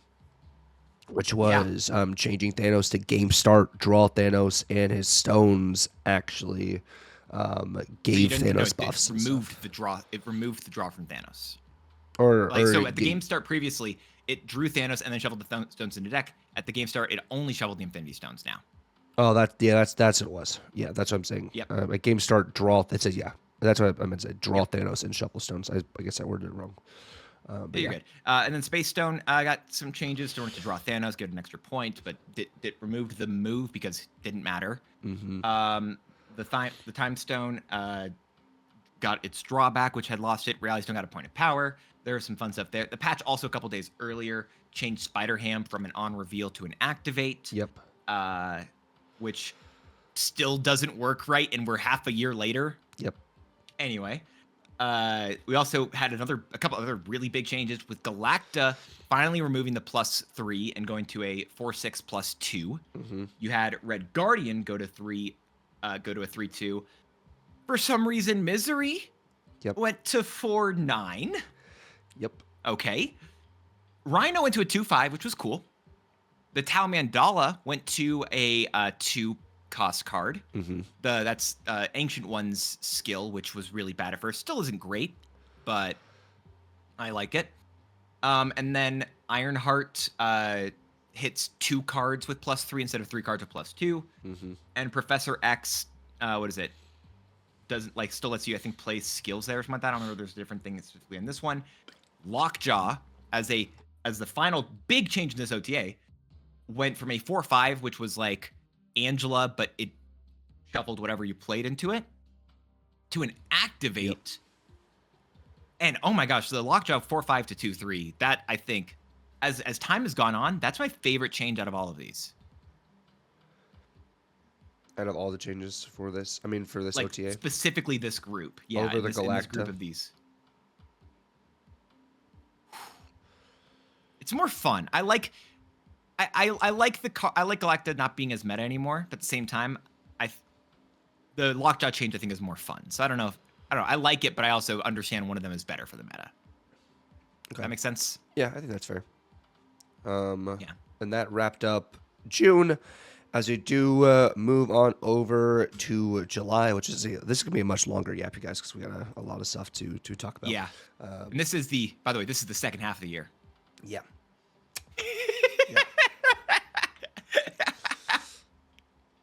Yeah. Mr. Fantastic First Steps. You remember this beast of a card? A 2 cost 2 power Mr. Fantastic First Steps. Awesome season pass card. Not to mention super premium season pass cards. Finally, actually, and I couldn't find, by the way, which card was the June super premium season pass variant. It wasn't. I don't think it was actually Scarlet Witch, but whatever. I'm gonna keep going. As this was the Fantastic card also got added, and this was they're figuring out what they want to do with the Super Premium Season Pass. This card was only available in the Super Premium Pass for the month, and it was Series 5. Yep. They also, at the beginning of the month, released Herbie, Human Torch First Steps, The Thing First Steps, as well as also had Mole Man and Mad Thinker in a limited game mode later on, and Invisible Woman First Steps later on as well. So pretty fun bit. I don't know why I said the patch added snapbacks. I feel like I'm missing something there. Whatever. But again, a really cool month. Really cool cards. I remember one of the things that was talked about during this time was why. I remember Herbie released very specifically at the beginning of the month to get people used to his skills. Specifically because this, what is this called? Like, because of at the end of the month, we had a new game mode, Grand Arena. Yep. And they wanted us to be familiar with Herbie's skills so that helpful assistance, I think, was like all the champions had their skills. We understood what it was, what all the skills were for that. So, yeah. and also they also put Invisible Woman at the end. Sorry. Yeah, they put Invisible Woman at the end because all the other cards were end of turn. But I do also remember when we were with Glazer on Snap Judgments talking about Herbie. Herbie got overshadowed by Mr. Fantastic First Steps because it was just the much better card at the time. And now looking at Herbie does have a lot of more, value. It's still more narrow maybe in the style decks than, of course, Fanta was, definitely. But at that 2-cost slot, I think that's just something to note is where they both have kind of settled since then. Yeah, there's a specific thing I'll point out later on when we talk about the next bit of Golden Gauntlet stuff that I remember. But yeah, I agree with you there. That was definitely a big one. But then the OTA that month was a fun one in which Zabu lost points, Negasonic and Mirage got some but throughout these we're getting a bunch of people that are saying characters rather than just card. Yep. And they also did one of the first vanilla buffs of Thing, getting to a 4/7. But only for him regularly, not in Haiba. Yeah, that one actually happened in the second part of the OTA that month because it was just glitched and no one noticed for the full month. Yep. Which I thought it's still funny still. But then, yeah, so then on the 24th, we actually got the Grand Arena, which was a very cool game mode. Another really fun one. I liked it a lot, what they did with the champions. Like Commander, I think, for Magic, whatever, with the extra energy, all the fun stuff, and guaranteed cards. Cool. I love it. Then going into the OT at the end. Oh my gosh, the end of turn deck is too good. Well, better nerf Sunspot. Yeah, Sunspot goes from a 1-1 to a 1-0 because Sunspot losing a point of power is amazing, right? Yep. Gwenpool went to a 4-5. Dormammu's third ritual, which was the slow thing of like them just figuring out how they want to do quest characters. Yep. Had to go to a 2 cost card. Black Cat goes to a 1-5, which she finally was a actually good card. Yep. So love that. Domino went to this is where they also started doing like some other older cards that were like 1 and 2 cost and giving them extra points of power just because like this, if they're not good, we need to give up this idea We need to power of what creep this. everything. I forever disagree with the knowledge of power creep on that bit. I think there's plenty of times where power creep is a thing. I disagree with it here. Card wasn't, in my opinion, Domino was not being played. Even like she wasn't being played. There's not, for months, years, she wasn't being played. Her being a 2-4, I don't think is power creep. It's just secondary saying no one's spending energy. No one's going to spend the energy to put the 3 cost for that or 3 power for this. This should be a 4 power card. This is I like think it's one just of the people first have a better- dominoes of power creep because we'll see more of these cards go from a 2-3 to a 2-4. So it's boosting up from that 2-3 stat line being a base, really solid one, to making the bar higher at that 2-4. We're gonna have a full. I have decided now, Tuck. We are going to have a full conversation in one of a future yap where we would discuss the knowledge of power creep versus what I believe it is, in which it's just a better knowledge of how much people want to spend for the energy and power. But that is not. We're already long enough today. We're not doing that. We got because we also have Mobius. Oh, speaking of atrocities, Mobius went to 3-4 for a second. It didn't last, but I just felt that needed to be pointed out. I hated that. Agony was one of the ones that also got an extra point of power. Mole Man releases a 3-3? Yep. Really? Yep. Why? I forgot about that. God. Mole Man should be a 3-5. Okay. I don't know if it's... Actually, all right. No, I'm coping. Fin Fang Foom. I'm going to use Mole Man Fin Fang Foom. Good gravy. But that's the end of July, and we get it start feeling like we're actually getting closer and closer to what we're actually what was recent for us, because we're getting to August, the Galactus Fantastic Four First Steps. One of the biggest reasons I feel like tooltips were introduced, by the way. Yes. Yes. Because everyone's like, wait, why would you do why is it worded in this really weird and atrocious way? How are you putting this ability on another card if it doesn't have that? So this was the season pass card. Silver Surfer First Steps. Again, them figuring out what they want to do with this Super Premium Season Pass. This was a Series 4 card this time, but still only available in the Super Premium Season Pass for the month. Getting closer to better. Still not as good, but they're figuring it out. You also, like you mentioned, we had Stardust enter the arena, as well as Redshift Terrax. Both enter in Series 4.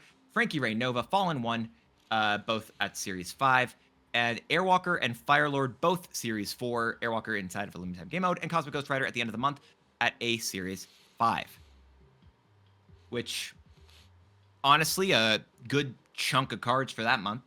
Tech. But then talking about tech, and then also add cards to existing decks to actually make them playable kind of situation, which was really, really cool. For August, the meta felt like pretty wide open and stuff, which was really great. Yeah. But speaking of all that tech, we did have for the World Championship, the first qualifiers, right? We had the World Championship Series of the Golden Gauntlet.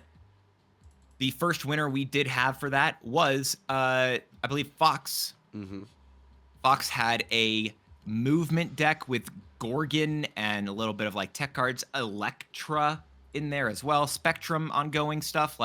It's an ongoing. This was a fun one. With some. Yeah, I said move. tech. I meant to say spec. Yeah. Yeah. This was fun.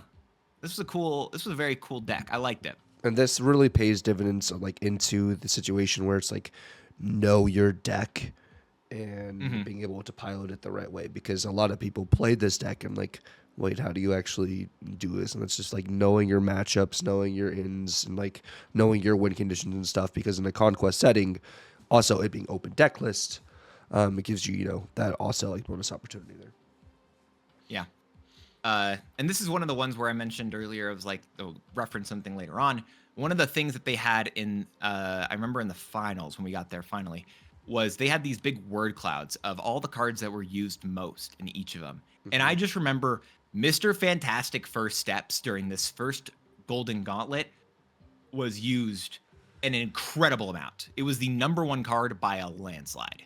More than any other tech card, just how good this card was. And I remember, like, it's part of the reason why they also had buffed Mobius. Yep. Is because they're like, they want Surge and Mr. Fantastic First Steps to be okay abilities. They just are going to buff the counter to it so people play more of that. Which then just hurts the other decks that want to do fun things, like, cool, Pixie's even worse now, stuff like that. Like, wow, okay, that's a fun time. But just literally 4 days after this World Championship first rounds. Well, I do want to note also, Dance, this was also one of the first instances maybe people saw on stream, the Mercury and Moonstone interaction, where Mercury allowed True. Moonstone to be able to move to another lane. That's one of the first times that was actually like shown on stream. It was in the game, of course, but it's one of the first times people discovered that that was actually something you can do with Mercury and Moonstone. I actually remember, who was it? I think I remember Wombat showing that to me way before it. And I was like, Wombat Combat, shout out. But, I mean, there's so many other people, by the way, I'm referencing throughout, like, that I'm just referencing in general throughout the year, basically. But also, like, that's one of the cool things about Marvel Snap is that I feel like so much of the community has influenced the game. Yeah.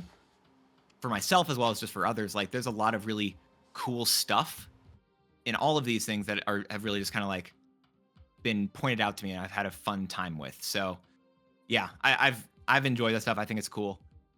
So, I don't know. The communities in Marvel Snap is very awesome. But after the official Golden Gauntlet bit right there, Mr. Fantastic First Steps finally took a knee to, well, not really this Galactus, but just in general. Pedro, as we called him affectionately, went to a 3-4, his current stat line, from a 2-2. Surge went to 2-1. Havoc, they're really terrified at the end of turn deck. Havoc went to a 2-0 with a +4 to a 2-1 +3. Ghost got a complete change entirely to remove the abilities from end of turn cards. And there are couple of changes that happened as well, but I want to before we get to those, I'll say, I remember one of the biggest things about the end of turn deck was that there wasn't a counter to it at the time. And so that feels like why Ghost was changed. Yeah, Cosmic Ghost Rider wasn't released. It released that season, but it hadn't released that yet, just yet. Yeah. But once Cosmic Ghost Rider, we also, in November, I believe, or no, maybe it was November, I don't know. We also got the Deafening Chord. Yeah. And it was, and then there's also like just Supergiant, who just really hadn't been discovered as the counter as of yet. Yeah. Stuff like that really, I think, did a better job of countering than Ghost ever did. Ghost really felt like, well, this card's bad already. Y'all wanted an answer. Here you go. Not really a meaningful change there, but there was the fun stuff about this OTA is that while it did take the end of turn deck down, they shook up the metagame. Yeah, with big time. The next change, Terrax going to 3-4 from a 3. No, that one did happen, but that's not the change we're talking about here. Vulture went from a 3-3 that got +6 per move to a 1-2 that got +3. And then Human Torch went from a 1-2 to a 3-3. And I remember the reading like, hey, we're terrified of move because of Human Torch. Yeah. We need to do a big change so that we can actually use an archetype and don't have to be scared of adding move cards to this game, which is a fair point. It didn't really, this was not it, as I think for the next few months, we then were basically the best deck in the game was Human Torch.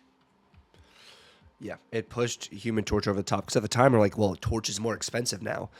But with Torch being more expensive, one of the main issues you had with Torch is it just died to Killmonger. Like, it didn't matter about Shadow King. It didn't matter about Shang-Chi. It was like, I get killed by Killmonger? Are you serious?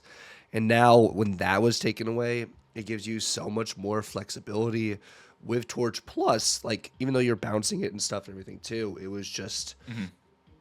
There are so many different enablers to help at that 3/3 stat line as well, giving them that extra point of power. Of course, you're playing it later, but you're setting up for that torch Yeah. play anyways. No, I agree. I also think it made sense, right? That the number one scaling card should cost the most rather than the least. Yeah. That makes sense for one. And for two, they don't want to say, all right, well, if destroy is good, then move will be bad.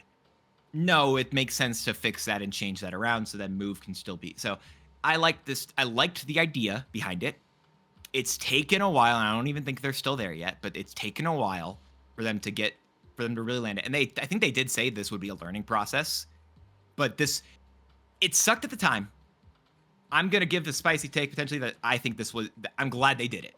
It sucked, but I'm glad they did it. Yeah, I glad they did it. And where Torch is at now, Torch is okay. So. Yeah. Because it just took a bit of time for it. Yeah. And the logic was they wanted to be able to, again, add move cards, not specifically a busted move card that we'll talk about later on. Just they wanted to be able to make more cards that were moving cards, basically, without having to feel like they needed to suck, aka fanfare. But we also did get a patch a couple days later, which did basically just gave you more ways to spend money. With Spotlight variants getting into the shop, which actually I was stoked about because I just really wanted to buy old Spotlights, as well as added, if you got to Infinite, you can spend some more money. Yeah, goodness gracious. Yeah, but I think on a much more interesting note, at the end of the month, we had another OTA, which once again just kind of hit more cool, like hit cards down and brought more interesting things up with tech cards like Fenris Wolf getting dropped to a 3/4 from a 2/3, Cannonball going to 5/6 from a 5/8, Juggernaut going to 4/5 from a 3/3, Fantasticar going to a 4/5 from a 4/7, Nightmare getting to be positive point of power rather than negative. Subs Reverse Steps gaining a point of power during its release month. And then Chavez and Ghost Spider both got additional point of power either in their ability for Chavez or in the base card for Ghost Spider. And that was some spicy changes that month. Again, maybe not as many crazy things, but well, I mean, where the meta was, it was like it was a feels bad Merc Ball into Fenris Wolf, like every other game it felt like, and then Juggernaut at a 3-cost Surfer Jug. God, I forgot about how good that was. Jug was like easily one of the best cards in the game. Still is one of the the best cards in the game, but like at a 3-cost, you have like no downside pretty much slotting him into anything because you can play him just so freely. And I mean, when we talk about like our favorite decks, he was in one of my favorite decks, which I used in the Golden Gauntlet in August too, which was a lot of fun. But yeah, that's fair. Yeah, that was the gist of August right there, right? Yeah. Oh, sorry, I don't know what's happening to my face. Apparently I'm Shrekking out. I don't know what's going on. Oh, he's grinching out. Something? I think I clicked. I grinched out. Sorry, I clicked something. I don't know what I clicked. Okay. Anyway, but then we get into our next month though, as Visions of the Future, as they finally get to a place where the Super Premium Season Pass card at least landed in a comfortable place, with Viv Vision being the series or the regular Season Pass card. English sucks. It's fine. You can't talk for voice reasons. I can't talk for just putting words together reasons. But then they added Sparky, as this was the first Series 5 card that was in Super Premium Season Pass, as well as it was in the seasonal snap packs, which finally felt like it landed in a good place because they also gave you a variant for the card, which did like that. This was it. That was the hit, and people won't like it because it's asking people to spend money, but also you can still get it for free. Felt better. And I think also when we're looking at Sparky itself too, Sparky is that card that really took that Human Torch at that 3/3 over the top. I think that is one of the main enabling cards there that really made it so, we're getting crazy now. Or we're getting crazier now. I think like it really elevated the ceiling for that style of play way more. Yeah, it really did. And we also, by the way, rather than just those two cards, we also had Moira X, who released at Series 5, Awesome Andy and Omega Sentinel, who both released at Series 4 at the beginning of the month. We then had Bastion at Series 5, Jim Hammond Human Torch, which, by the way, Tuck, you literally finally got Jim Hammond like last week, I think. Took him forever. Thank God he finally did it. Danger at Series 4 later on in limited time game mode. Warlock entered the game, and Jocasta, as well as Super Adaptoid. And they did the same thing with Jocasta they did with Invisible Man First Steps, where they said, we're going to add all these different types of cards, and we want to see how they exist before we release the best combo card for all of them with Jocasta, which makes sense. Which also, this is a back-to-back September season with Activate cards. We got Activate for the first time in 2024 with Symbiote Spider-Man and Aranya, and then, of course, with Scarlet Spider. And then now we get it again here with all of these android/robot cyborgs in this. Was Scarlet Spider the last time you did a season video or like any video for Marvel Snap? Yep. You gotta, bro. Listen. It's nice of you to take 2025 off. You should get back into it this year. We'll see. We'll see what happens. I have high hopes. High hopes that I can get a video, and hopefully you get a video this year too. We'll see. Yeah, that'll happen. But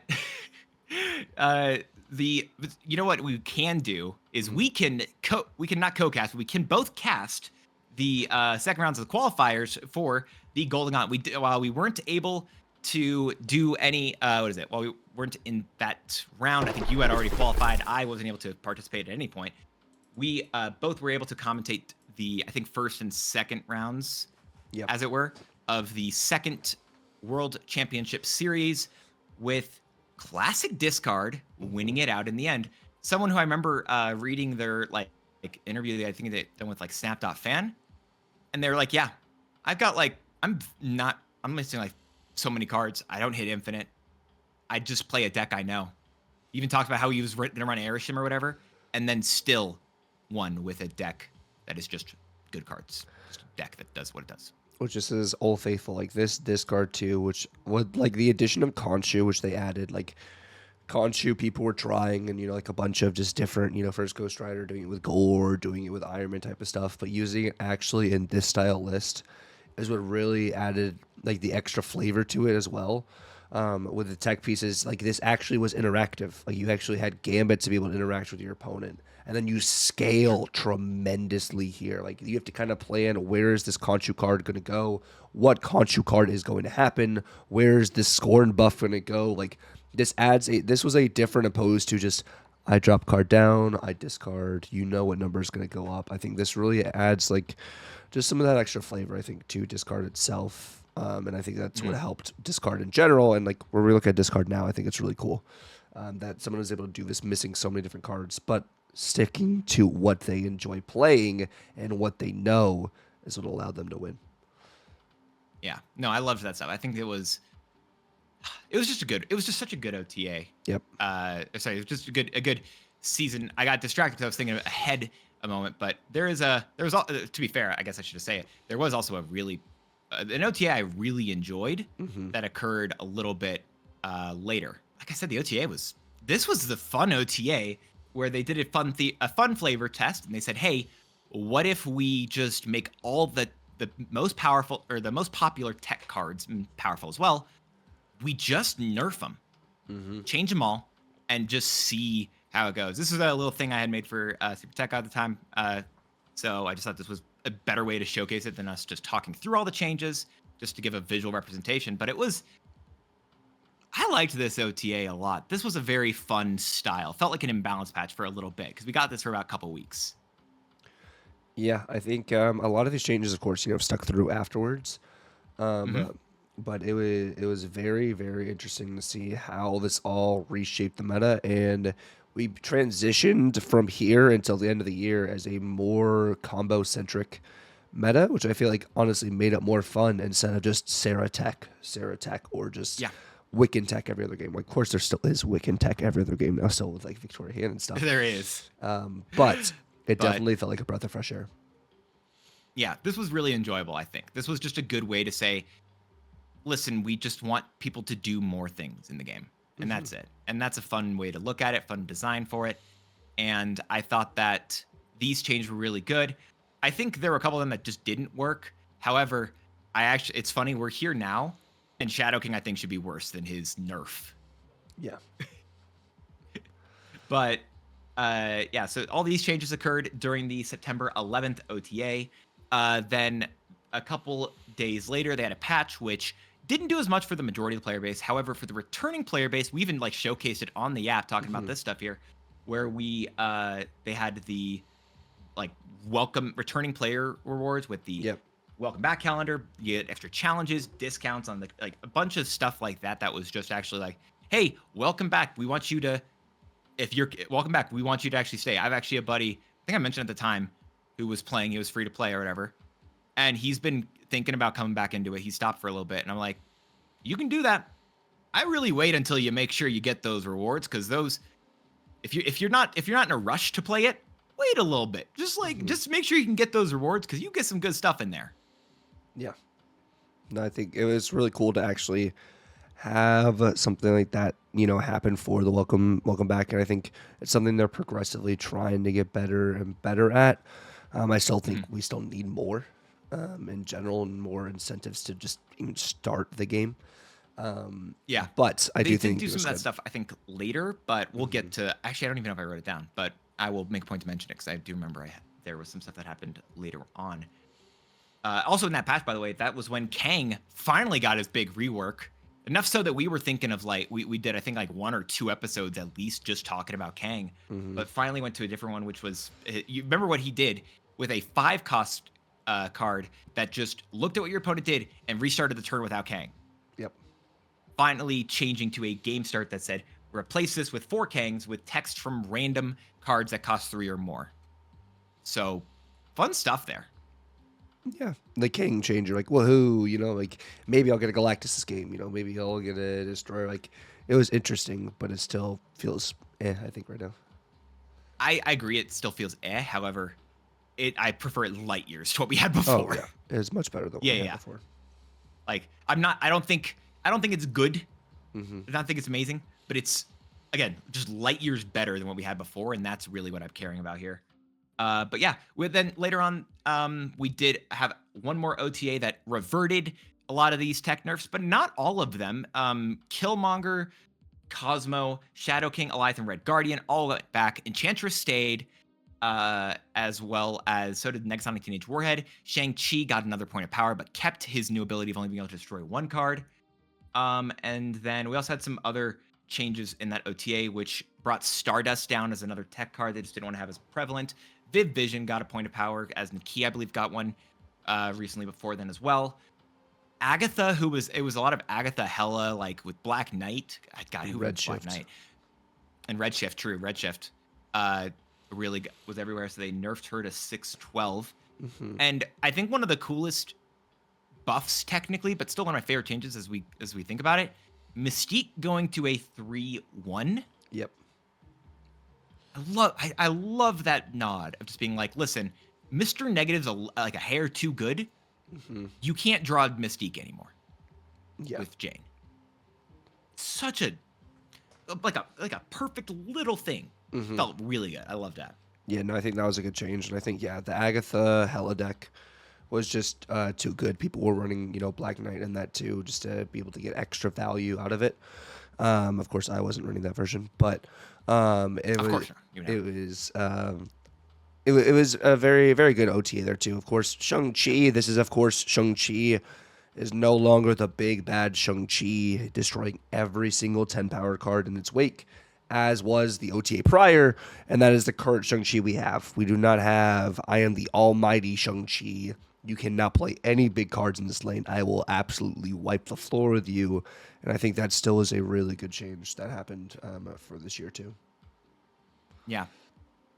September was a pretty solid month in my opinion for Snap, just in terms of the meta, the game just felt very fresh, felt very different, a lot of cool stuff happening. I liked it. But leading us into, which by the way, I'll say this even as we lead into October's month for the Undead Horde season with Scarlet Witch. One of the things that I've been really enjoying, I'm just going to point out here, is the fact that even when this is a Horde season, and I don't like it at the time, but it was one of the things that we had said was like it was an issue with the way that they done the release order. But now that we're past this month, I love the fact that they, especially in each and every one of these months, they're releasing like 3 or 4 different cards at the start of the month that aren't typically going together they can maybe go together. Sometimes they won't, but they all are meant to like work in different ways. So at the start of the month, there's a bunch of new ideas for decks, Yeah. so that that a lot of different ideas feel very fresh and interesting. And I mean, that's just a fun time. Yeah, I like that. It kind of spreads the meta out a little bit during the first week, so you're not trying, or sometimes you'll be facing, of course, whatever happens with your pocket meta Yeah. and stuff. But like, it allows you to have deck diversity and you to be able to try out your own, new types of decks, or try out a bunch of variety of different cards, or really pick and choose what cards you really want to play. Maybe I don't want to get the season pass card because it's not what I really want to enjoy, but there's this other card to release this week that actually is, a style of deck that I actually really enjoy, and maybe I want to mess around with that. So instead of it just being, well, now I have 4 destroy cards this week.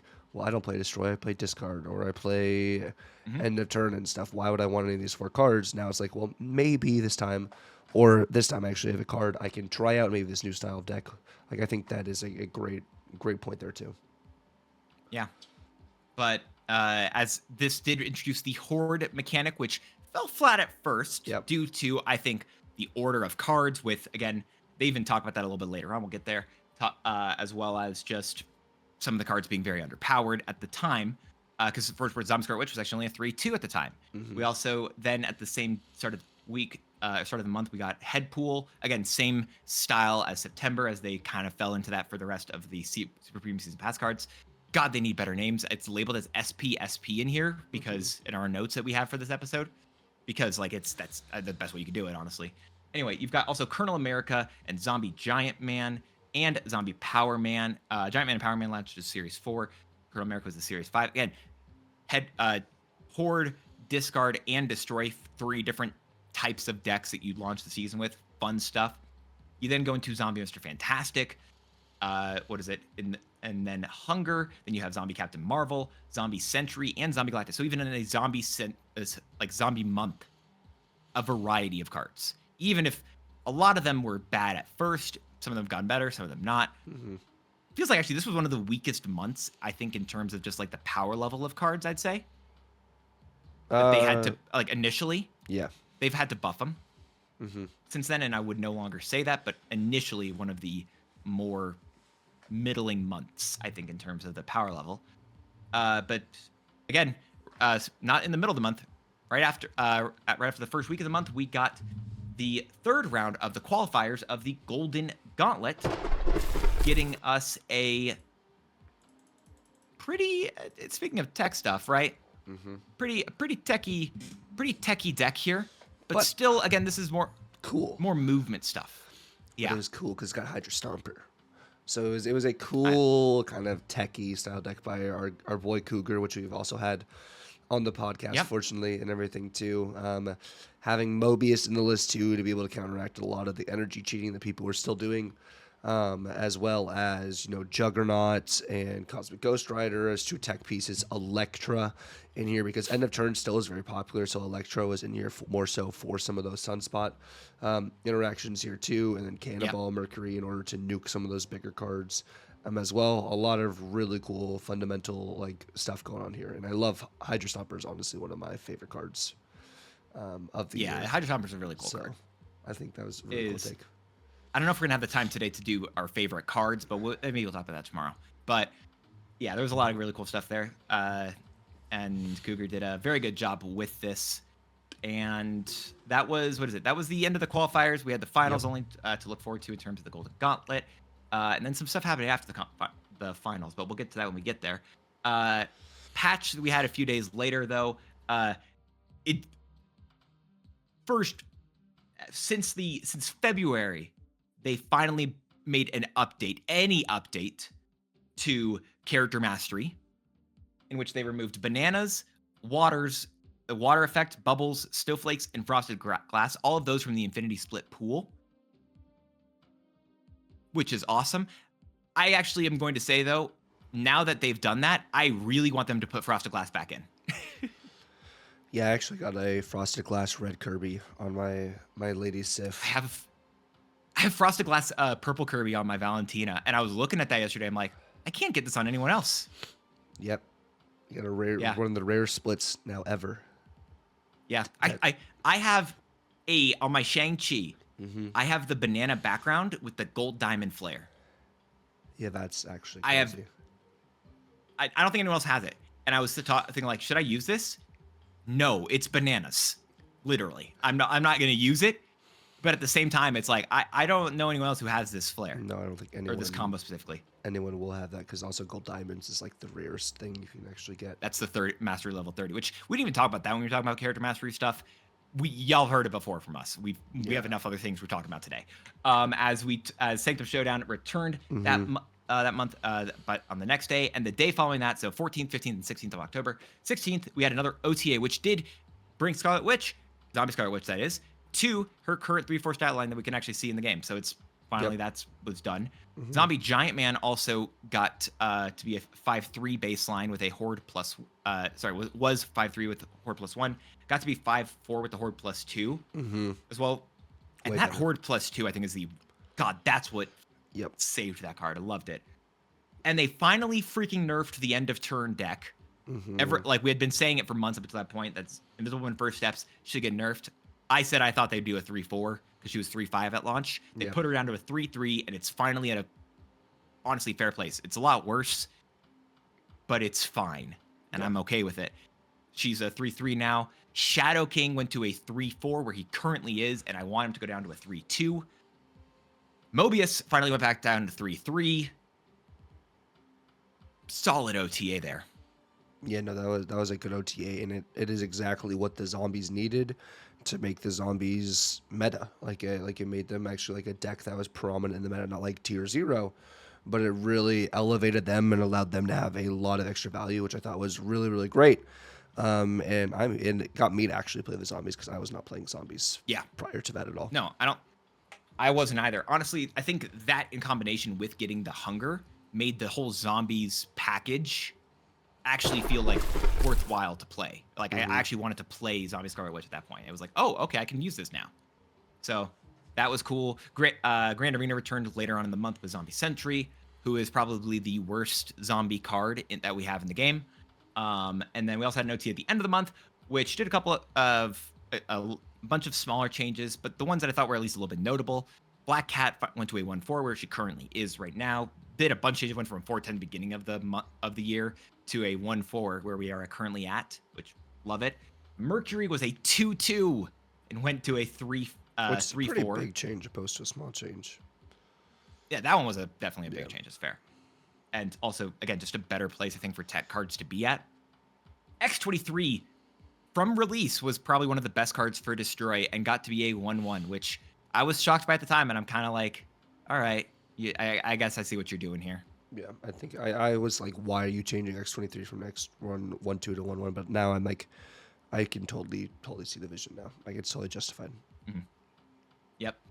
And then, what is it? And then we also, I think, had Electro, who had kept kind of increasing points basically for a while as other forms of energy gaining were introduced.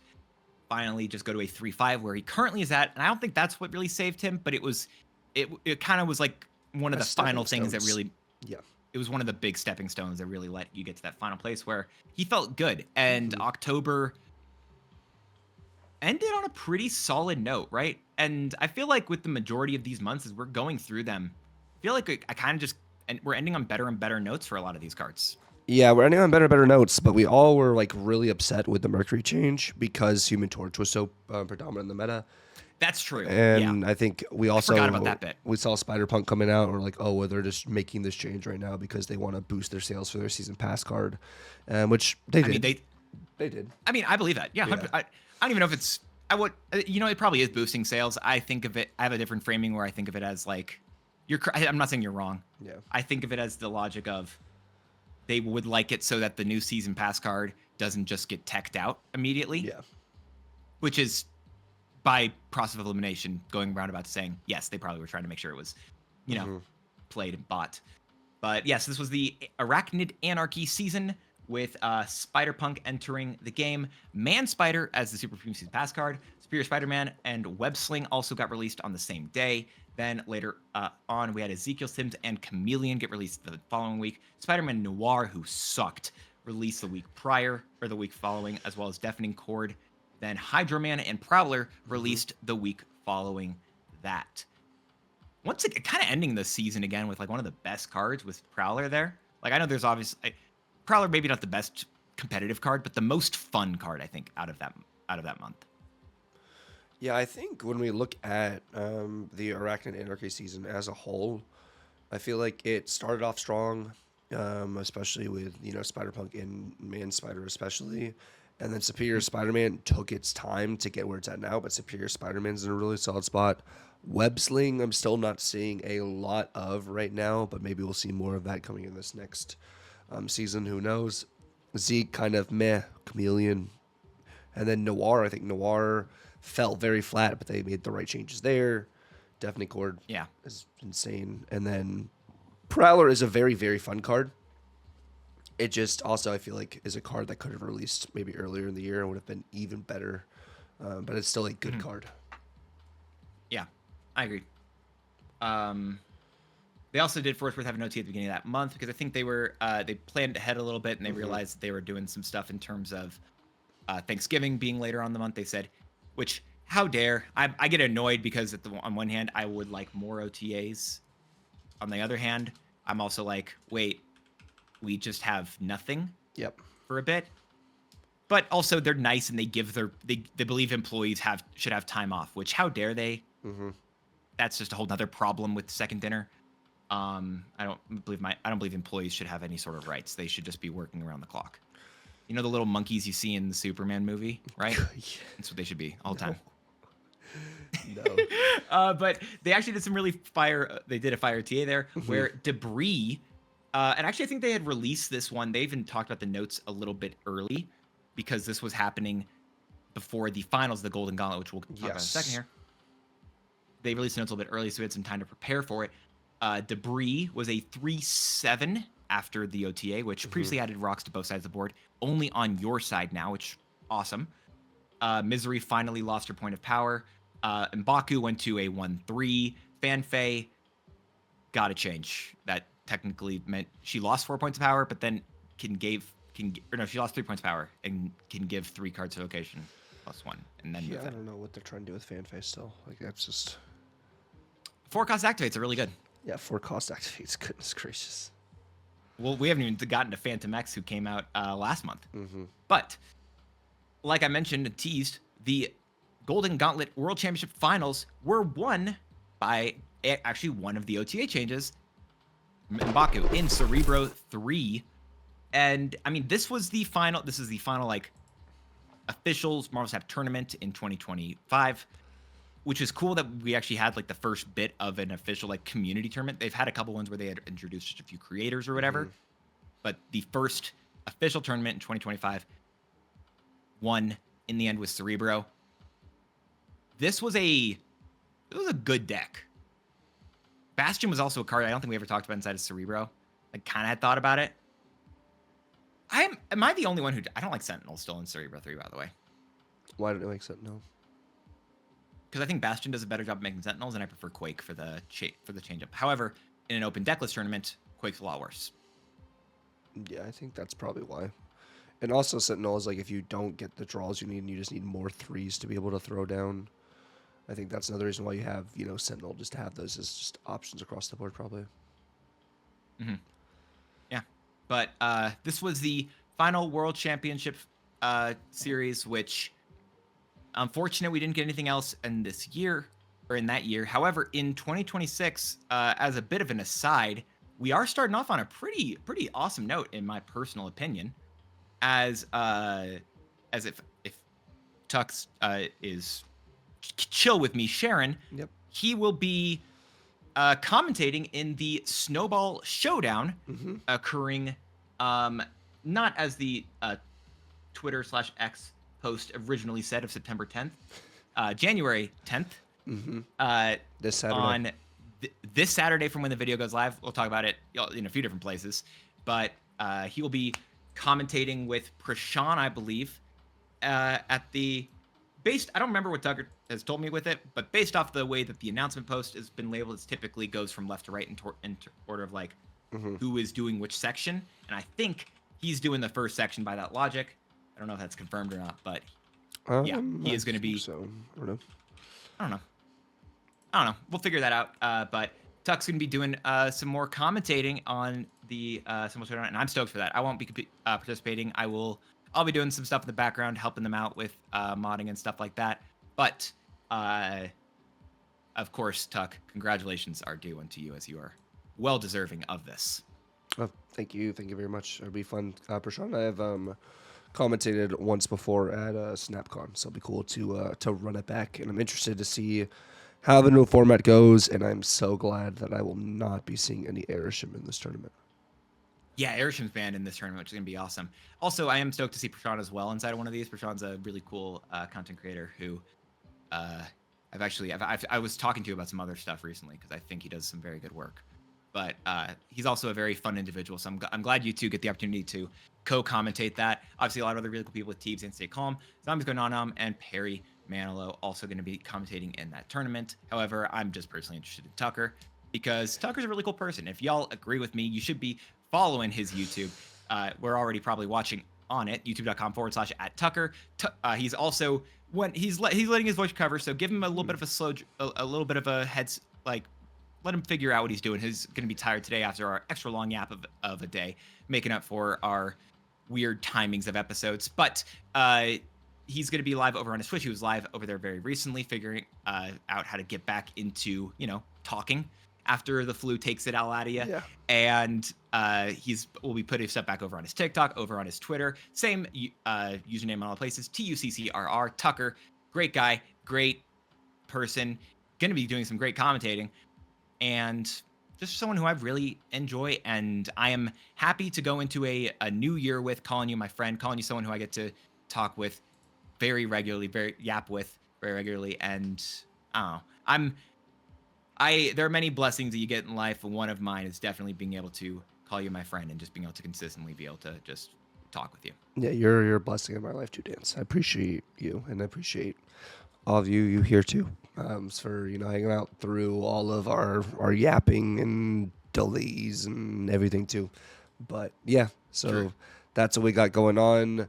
That's what the tournament we have this weekend. If you guys are not signed up for the tournament, I think I'm gonna have that info down in the description below of this video too for you guys to sign up. Yeah. It'll be through a Discord link to be able to sign up for the Yeah, tournament. we'll talk about that probably, I think, a little bit more in our episode we do either tomorrow or day after. I don't know when the next one's going up, but whatever the next episode is tomorrow. Okay, cool. Yeah. Tomorrow we'll talk about it a little bit more of what's going to be occurring there. There's some interesting rules in the way that everything's scored and stuff like that. It's going to be pretty fun. I've messed with it a little bit already inside of a different tournament, and I can at least give my opinions on that. But that's future stuff. We haven't even gotten through all the past that we needed to, as still looking back at the November patch. Speaking of one of the things Doug was talking about in terms of new player rewards, I believe in that one, and maybe it was in the previous patch as well. Previous patch, I think I'd done some stuff where they were trying to figure out different versions of the new player experience. And one of the things that they're adding are pre-built decks that you get. And you just unlock Thanos for free as a new player, which is a very big deal. Yeah. No, the Thanos, Honestly. and you had 3 different Series 3 decks you're able to get just for play. I think you did have to play the game for a month, log in every single day for a month. Yeah, correct. I didn't write them all down, but there's 4 different ones there. Yeah, because it was a Mystique deck, a Black Panther deck, and a Thanos deck, or the 3 that I remember off the top of my head. There's an ongoing one as well, or like a Patriot, I think. Oh style. yeah, it was Patriot. I feel like Gilgamesh might be in there. I don't know if it's Gilgamesh, but it was Patriot, Mystique, Black Panther, and Thanos. I think were the 4 decks, which is really cool just to be able to get a Series 5 card that way. That's also when they told us, well, if you are missing Thanos and you are missing potentially Annihilus, when Grand Arena, they said this during November, when Grand Arena comes out again in December, you have an opportunity to get those cards from there by unlocking the variant, which is something I don't think we actually talked about. They added retroactively, if you buy a bundle or if you unlock a variant for a card you do not own, you actually get the base version of that card too, which is really cool instead of having to do both, get the variant and then also unlock the card, which is something you had to do in the past. I just realized as well, I was confused. I think it was back in the Was it August or it was July? Oh yeah, the July one. I was really confused because I said, why did I add snap packs in? I wrote it down twice and I didn't remember why. The reason why actually is because they also added the themed snap packs then, in which you could get a bunch of different variants and such. That was what it was. I was trying to figure that out. Gotcha. But yeah, that was a really good. That was one of the really good changes that I was very happy with. I think in November. Now again, just trying to work on the new player experience. That's just a good thing. Then they had another OTA, which this was one of the other ones that kind of just felt like half baked, where it was like this one came, I think, after Thanksgiving is what it was.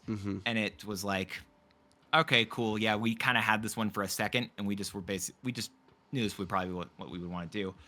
For what it's worth, Sparky, I didn't even write that in the thing. Wow. Sparky, it got nerfed to get only +2 in what it gave. However, it got that point into itself, so is what it is. Trade-off there.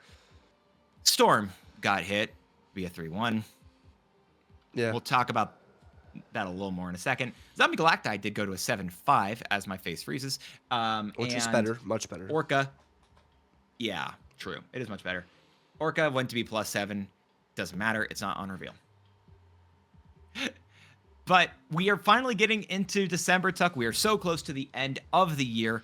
We haven't even done an actual review of December, so this is going to be a very minor one about that. We have our season rankings and new deck stuff. We're probably skipping the season rankings, and we will mention a deck that we enjoyed this year, and then that's it, because we've gone way over time. Just as a warning for everyone we here. can rank the season pass cards.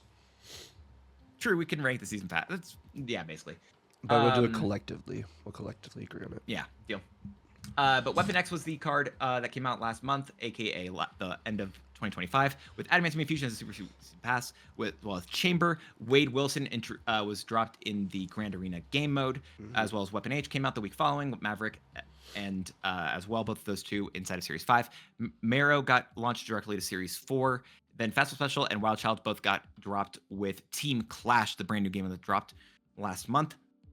And then Aurora and Phantom X Series 5 cards to end out December with. And also right at the start of the season, by the way, we also got a pretty fire OTA, I think 2 days after the start. Oh, yeah. In which Human Torch finally went to a 3-2. Talked about that for a while, in which we were like, okay, cool, we like where it is now because they can do more stuff with it. But yeah, that felt a lot better. War Machine went to 5-9, which was... God, it was one of those just really good side grades I love of it, where it's technically a nerf, but also makes the card better, similar to when they did that with Enchantress with the tech stuff in September. Morgan Le Fay went to 3-4 from a 4-7. A couple other smaller changes in there, but ending it off with the Spider-Man Noir change, as we hinted earlier, went to a 4-6 where it's you need to have if you have 8 cost in play, you add the top card of your deck here, and you set its power to 8. Yep. Then they just said, that sucked.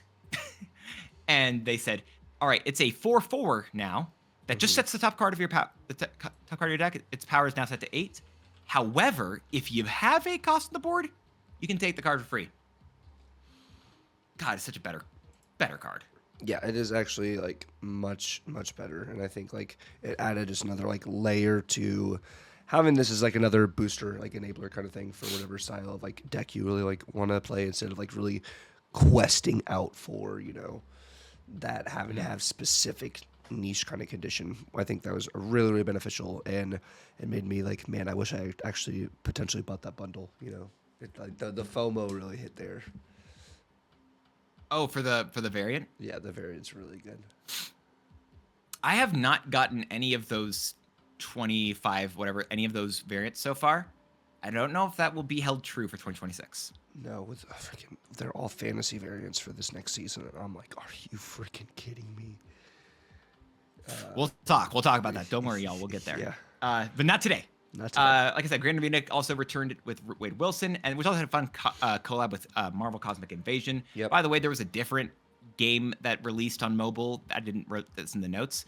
Marvel Mystic Mayhem, which also launched this year, and announced that they were dying this year. Yep. Yep. Well, they launched. Interesting stuff. Yeah, rough. But also with Grand Arena, it was only pre-built decks. You were not able to do custom decks. True. I didn't even write that bit, and that struggled. That was not a good time. Yeah. Which again, it's kind of one of those things felt similar. I know it's not Kid Omega, but it felt like that logic to me, where it's they are going to test this. They're going to see if it works. and they learned it didn't, and I'm very happy they learned it didn't. Yeah. And as a result, when they introduced Team Clash a couple weeks later, I didn't read some notes either, but they actually did an OTA specifically for Team Clash. And I saw some people talking about like, why would They did you one for change Grand this Arena game? as well. They did an OTA for Grand Arena. They did. And they changed a couple decks to make it a little bit less oppressive, but it really didn't change much. Yeah. It didn't do much. No. Yeah, you're correct. They definitely did do that. It didn't feel like they did a whole lot, but you're definitely correct that did happen. And then I liked the fact very much where when they talked about Team Clash, they actually said later on, they're like, hey, this deck, like, what is it? We plan to do something in particular for this because Grand Arena felt so shaky on its start. Yeah. We are changing a bunch of these cards. We're changing the teams. We're like some of the bonuses. We're changing a bunch of stuff one day in or whatever. And just based off initial gut reactions, which was an amazing thing that I think made pretty much the majority of the decks at least viable. I think there were still a couple decks that were a little bit weaker, but nothing felt as over the top as it did before. Yeah. And I saw people who were like, why would you change this deck or change stuff so soon after everything else? And I think that's the dumbest opinion in the world to have, as if you understand the way that they can test things, by the time it's been out for an hour, we have played far and above, I think it's like 10 or like 100 times more games with the new game mode than they could have ever tested. Yeah. Or same logic with whatever new card it is or whatever. So, yes, make these types of changes if you need to. Do a little like mini OTA where you're just like, things seem to be trending this way. All right, overcorrect right now and just leave it. Done. Just go with that and see what happens.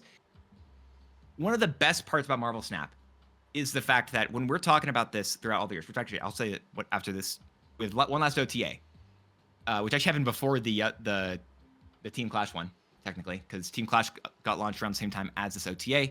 But this other OTA had Victoria Hand going to 2/2, Quinjet going to 1/1, and a bunch of vanilla, basically, buffs, which got Misty Knight and Shocker and Cyclops 1 point and Hulk 2 points. And Cable went to 2/4. Cable did go to 2. Do you like Cable? I didn't think Cable was good at 2. Like, I've messed with it a little bit. I just haven't enjoyed it. I've been seeing people using it in like a werewolf deck and stuff, which is very interesting. Yeah, I mess with that, I think. But I haven't done much testing myself. Yeah. I don't know. It's weird, but so one of the things we are at the end of the year, and one of the things we realized as I was like going through all these things, and I was talking to you about it before we started today, was that a lot of the stuff we're talking about is just OTAs. But also, that is my favorite part about Marvel Snap, which also goes back into the Team Clash thing I was trying to say a second ago, where it's like, the fact that this game is being updated so often in terms of balancing in order to, whether it's power creep or whether it's better knowledge of what people want to be spending their energy or the resources on, updating older cards up, bringing newer cards down, or bringing newer cards, like doing whatever they can to try to make it so as many things as possible are playable. They are not perfect, but they do a pretty dang good job, in my opinion. Yeah. Continually buffing all this stuff really makes me feel like Marvel Snap is one of my favorite games purely in that logic. I've played other mobile games. I've played other things. And if there's a bad meta, you just stick it out or you stop playing the game. And that's it. However, with Marvel Snap, if it's a much worse meta, typically if you wait 2 weeks, you're getting those old cards are getting brought down. Or if you wait 1 week, there's new cards getting added. And 2025 in review, I think, as Marvel Snap as a whole, for me, I think Marvel Snap is phenomenal in terms of its balance because of that, because they have such an active trigger finger here. I still remember in 2024 when they were like, all right, yeah, we have to make these changes. This will be a month or two because it was only with patches. Took them forever to actually put it into we can do these whenever we need to. No, and when that happened, I think Marvel Snap went up. I agree. I think Marvel Snap and its balancing is one of the best balancings that I've experienced when it's come to gaming. And I think they do hit that on the head. And I will give them their props there. I think they do a really, really good job at their balancing. And I will agree with you there. I think that really helps and it adds variety. I feel like maybe some of the new cards maybe haven't felt like this ability is like way brand new, and I'm getting a new experience with a new card. I think that's maybe something that didn't see maybe too much. Of course, they added a bunch of stuff in 2025. Don't get me wrong, but I feel like also if they add too many new things, it kind of like dilutes the pool, and you lose, kind of the old way you used to play Marvel Snap. I mean, of course, you're not playing old Marvel Snap anymore, as you have all these skills, as you have all these activate cards and everything too. But I do think in general, when it comes to the way the game was balanced, and even with Kid Omega releasing and being so expensive as it was, Kid Omega was people considered busted, but Kid Omega really wasn't busted. It was just in the pocket. People were just not used to seeing Kid Omega. And I think that's one Yes. of the biggest downsides there. And I think they released cards that were really good, and then they released cards that can counter those really good cards. And then they released cards that created new combos, and they released cards that added to old combos. And I think this year in general, I think they did a pretty good job with the way they did release cards, even if, like I said earlier, it wasn't always something new.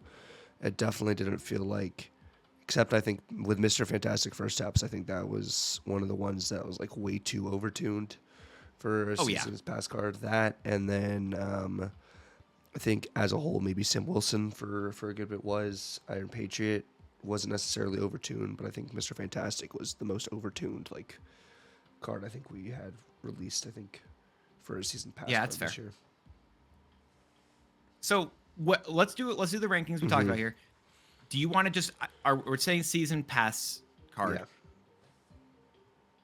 Do we want to do we want to say the vibe off the card? Are we saying initial? Or are we saying where it is now? Like, what do you want to say with it? I We're feel like looking 'cause at we could it go strength. currently No, as it goes to like the end of the year. end of the year. What the card is like, and are we going off power, like vibes, or just our own personal feeling, or just like how you want to do that? I mean, it's gonna be vibe based, anyways, from the way because this is opinionated podcast. As it is, you guys are watching True. our opinions, anyways. But we can do like with our take, kind of on where it's at in the meta. And you guys can flame us for that Okay. for as much as you guys want and say we're wrong, because I mean, we'll take it. But we want to hear your perspective on it too. True. So then, all right, going to number 12 to start us off. Then let's go to the bottom. It's what I think it's typically better for us to do. What's the worst card? Because I mentioned it earlier, but I kind of feel like I'm standing by it. I feel like Esme. Esme. Yeah. Yeah. All right. We're saying Esme is just the number 12, the worst card. Like, I get it. It's used in exactly negative. Yeah, Cool. and I mean, there's the small ball stuff, but I think it's Esme. Yeah. There's a lot of places technically I guess you can use it, but I do think it in the end it's just not good. All right. What do you think for number 11? I'm uncertain. I got a couple options here. Actually, I think I'd actually, I'm number 11 in terms end of the year, strength, where it is in the meta. For as it stands right now, is it bad for me put Mr. Fantastic First Steps at 11? I was about to say I think Mr. Fantastic First Steps legitimately is there. He should be a 2-1-2-0. That'd be interesting. I don't know. I think that's potentially fair. Still remember, by the way, the card was data mined at 2-3. Yeah, that was crazy. But yeah. All right. That's number 11. Number 10. I think it's fair to say that is it Agamotto? I was going to say Agamotto. Cool. Yeah, Agamotto. Yep. Like, again, glad that it introduced this stuff. By the way, like Killer Split. They mentioned that earlier. Yeah. Just also like very much down there. Yep. Number 9 going up. I think it's between 2, and I'm uncertain which one takes it here. I got 2 for 8 and 9, and I'll just tell you what I think it's 8 and 9, and I don't know the order here. Is it Weapon X? I think and it's then Weapon Viv? X and Viv. Yep. God, we're in sync right now, bro. Yep. What are you thinking here? Weapon X at 9 and Viv at 8. Yeah, you know what? That's fair. I'll take that. Yeah, Weapon X at 9, which, by the way, I will say Weapon X was the first card to do like a scaling ability, which is cool. Yeah, it's also number 9. Yeah. That's fair. All right, so now we're getting to 7. We're starting to edge cards out here. What is the next card? Is it Punk? It's either Punk or Scarlet Witch. I don't think a Scarlet Witch. I think it'd be Punk because I think the zombie reanimator stuff is still really good. But Even if the it's not zombie like just that card. reanimator, the zombie I know revival there's a stuff version. isn't even using Scarlet Witch anymore. Yeah, I still like. I No, don't know. the Witch. When I was testing with it last night, Witch does feel a bit clunky, but that's more of our breakdown for. That's the current tomorrow. version. I don't know. It could change, but also I don't know. Stuff's gonna whatever. Yeah. I like that. I think it's Spider Punk into Zombie Scarlet Witch. I like that logic there. Oh yeah, I'm not 5. Yeah, I think that like that logic wise, I wasn't gonna flip Punk and Witch. Oh, okay. Yeah. Yeah, no, like I agree there. I was just making a tangent remark on the deck. Got it. Yeah. No, you're good. I didn't understand that. Okay. Next, is this Captain Carter slot? Yes. Yeah. It's wow. This is wild that we actually are like so like agreeable on all this stuff. Like I feel like there's typically more disagreements than this. Yeah, Captain Carter is number 5. Getting us to top 4.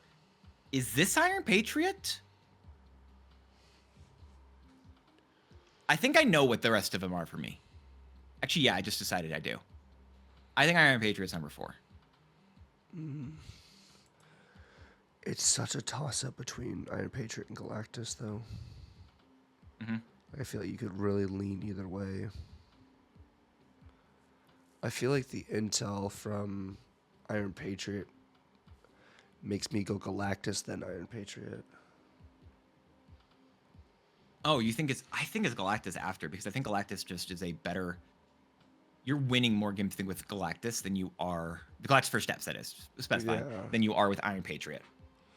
I mean, yes, but I think it's just the intel your opponent doesn't know about Iron Patriot at all, and the snap condition you can get more with an Iron Patriot than you can get with a Galactus. Because Galactus also, I think, like Galactus is great. I think it's a very great fundamental card. It's just your opponent knows how big your Galactus is scaling and everything too, and knows what lane to fight for. Of course, Iron Patriot, the same thing. But even if you lose the Iron Patriot lane, they don't know what you created with Iron Patriot. It's the argument of the unknown factor of what card Iron Patriot generates versus the winning game potential of Galactus First Steps. But Iron Patriot also can be a winning game. It's true, but it also can easily give you garbage. It can give you fanfare. Could give you fanfare. Do you want to? Can we call it a tie for third place? Can we just call it a tie for third? Yeah, I'm cool with 1A, 3A, 3B. Yeah. I'm just marking them both as that. I will put them in the order they were released. Iron Patriot and Galactus First Steps, tying third place. And I think that's actually, you know what? I don't hate that. Honestly, they're both really cool cards, and I love what they both do in terms of. And I think that's one of the things we didn't talk about this year. They both made you care about the game board before the final turn, before just the game was over, which I think is a very big change from what we had in previous years and just months. But then with 2 cards left, you got Sam Wilson and Merlin. And I think I know who I want as number 1 and number 2. Tuck, do you agree with me? I'm just going to have you say it. And if I agree with you, I'll just be enthusiastic. If not.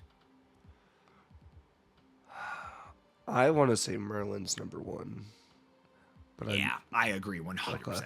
I think Merlin's number 1. Also because it does, because skills, honestly, are the biggest thing that it made, I think, skills so good, so interesting for me that I think it wins there.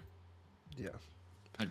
I think that's where it is. That's another close situation, though. Like I feel like these top 4 cards are like actually way closer than just slot 1, 2, 3, 1A, 3B. Like I feel like they're. It's actually fun. I feel like the groups of each of these cards, for the most part, I think, or actually, like if you look at each group of 3, I could see arguments for all 3. But then if you look at the bottom 3, Esme, Mr. Fantastic, and Agamotto, I could see you doing better things with Agamotto than you could with. Better things with Esme than you could with Agamotto. Yeah. But then you go up into the next group of 3. I can see the argument. Where it's like Viv, Agamotto, Weapon H or Weapon X. I can see each of them kind of fight. Like I like that. I feel like when you get to the better stuff, I'm saying Merlin's definitely doing better things than Esme. However, I think that Merlin is the best card released because of skills, the random generation. And just honestly, Werewolf by Night being a really fun card. Like I don't know, there's like a combination of all that stuff. It just really is a blast. Yeah, and I really wonder if Fanta had stayed at 2-2, where would we have Fanta at that It'd be curve? number 1 or 2. Yeah, like it was just so good. Mhm. We'll be telling Yeah. stories to our kids about Mr. Fantastic First Steps and then two. It should be. I really feel like it could be a 2-0. I kind of feel like they should do that. It's been dead at 3-4, basically. I think if they make it a 2-0, they need to maybe adjust another one of the other things too. I don't know. That's fair. They maybe could do that. I don't know. At least make the card playable in some way, shape, or form. But uh, we've already gone for long enough. I'm gonna say new deck. What's your favorite deck introduction, or just like the favorite deck that you've had as of this year? Like, what's been your what stood out to you as just whatever deck you've been like, oh wait, this has been what maybe as you're leaving this year, you're like, yeah, I'm really like I just like the opportunity or like this style of deck, and I'm glad that it's been introduced. So I have of course loved Black Knight, but I think my favorite style of deck that I've really been playing this year would have been the revival decks. Like I love using Phoenix Force not just Yeah. for move anymore. I like using Phoenix Force to revive Cassandra Nova, Sage, Zombie Giant Man. Like I like that style of Phoenix Force right now. Has been really, really fun. The Fire Hair Phoenix Force, I think, is Yeah, Fire probably Hair. my favorite style of deck right now. It makes me Mhm. use my brain No, a lot, Fire. like it does, but Oh yeah, Fire Hair I think is a great shout for one of the best ones. I honestly think, and it's my favorite. I'm not saying it's the best deck, but I do think my favorite deck coming out of this year are like the Werewolf by Night, Nicholas Scratch, Merlin stuff with like Prowler. I don't know, like that combination of cards is so much fun. And I understand Nicholas Scratch is like typically pretty bad, but I can even use the zombies cards in there. Yeah, like I don't know. My current my favorite deck that I'll probably talk about it tomorrow when we talk about like the Stumble Showdown, what worked well there. It uses I think half the cards, maybe more. Honestly, so many cards that came out this year. It uses Deafening Chord, Hunger, Scratch, Merlin, Joaquim, Prowler, Zombie Scarlet Witch, Zombie Giant Man. And I know it's like higher series rare, but it's like it also is a bunch of new cards, a new style of gameplay that we didn't have 1 year ago. you know what And you that's might be able awesome. to do with that instead of zombies tomorrow as well. You can make that a shout loud deck. Spoilers. So I'm definitely not telling you that that's what I'm going to be talking yeah. about when I talk about Xiao Lao. That's probably what I'm going to be talking about when I talk about Xiao Lao, because there's also a different card that's coming out tomorrow. But that is for tomorrow. We are at the end of today. Thank you so much, y'all, for hanging out. I'm going to do this because I think Tucker's voice is dead, and I need him to rest it because we got more yapping to do later on this week. And just in general, he needs to be able to put out more stuff so y'all can enjoy his voluptuous tones gracing your ears. Thank you so much for hanging out today, y'all. This has been an absolute blast. If you have somehow made it to the end of this super extra long review rewind episode of Marvel Yap, let us know down below in the comments by use the word half, as we had a fun argument in there about the half of the year. As I think that'll be a fun way. Use it halfway. Use that word somewhere in your comments. Let us know secretly that you made it to the end of the episode. But sincerely, from both Tucker and I, we thank you so much for a full year of snapping, of yapping, and hanging out with us. We really appreciate every single one of you who watch, listen, comment, or just vibe. Y'all are freaking awesome, and you make what we do feel just fun. I don't know. Y'all let us do what we do. Thank you so much. Have a good one. Have a great one. And until the next one, peace out.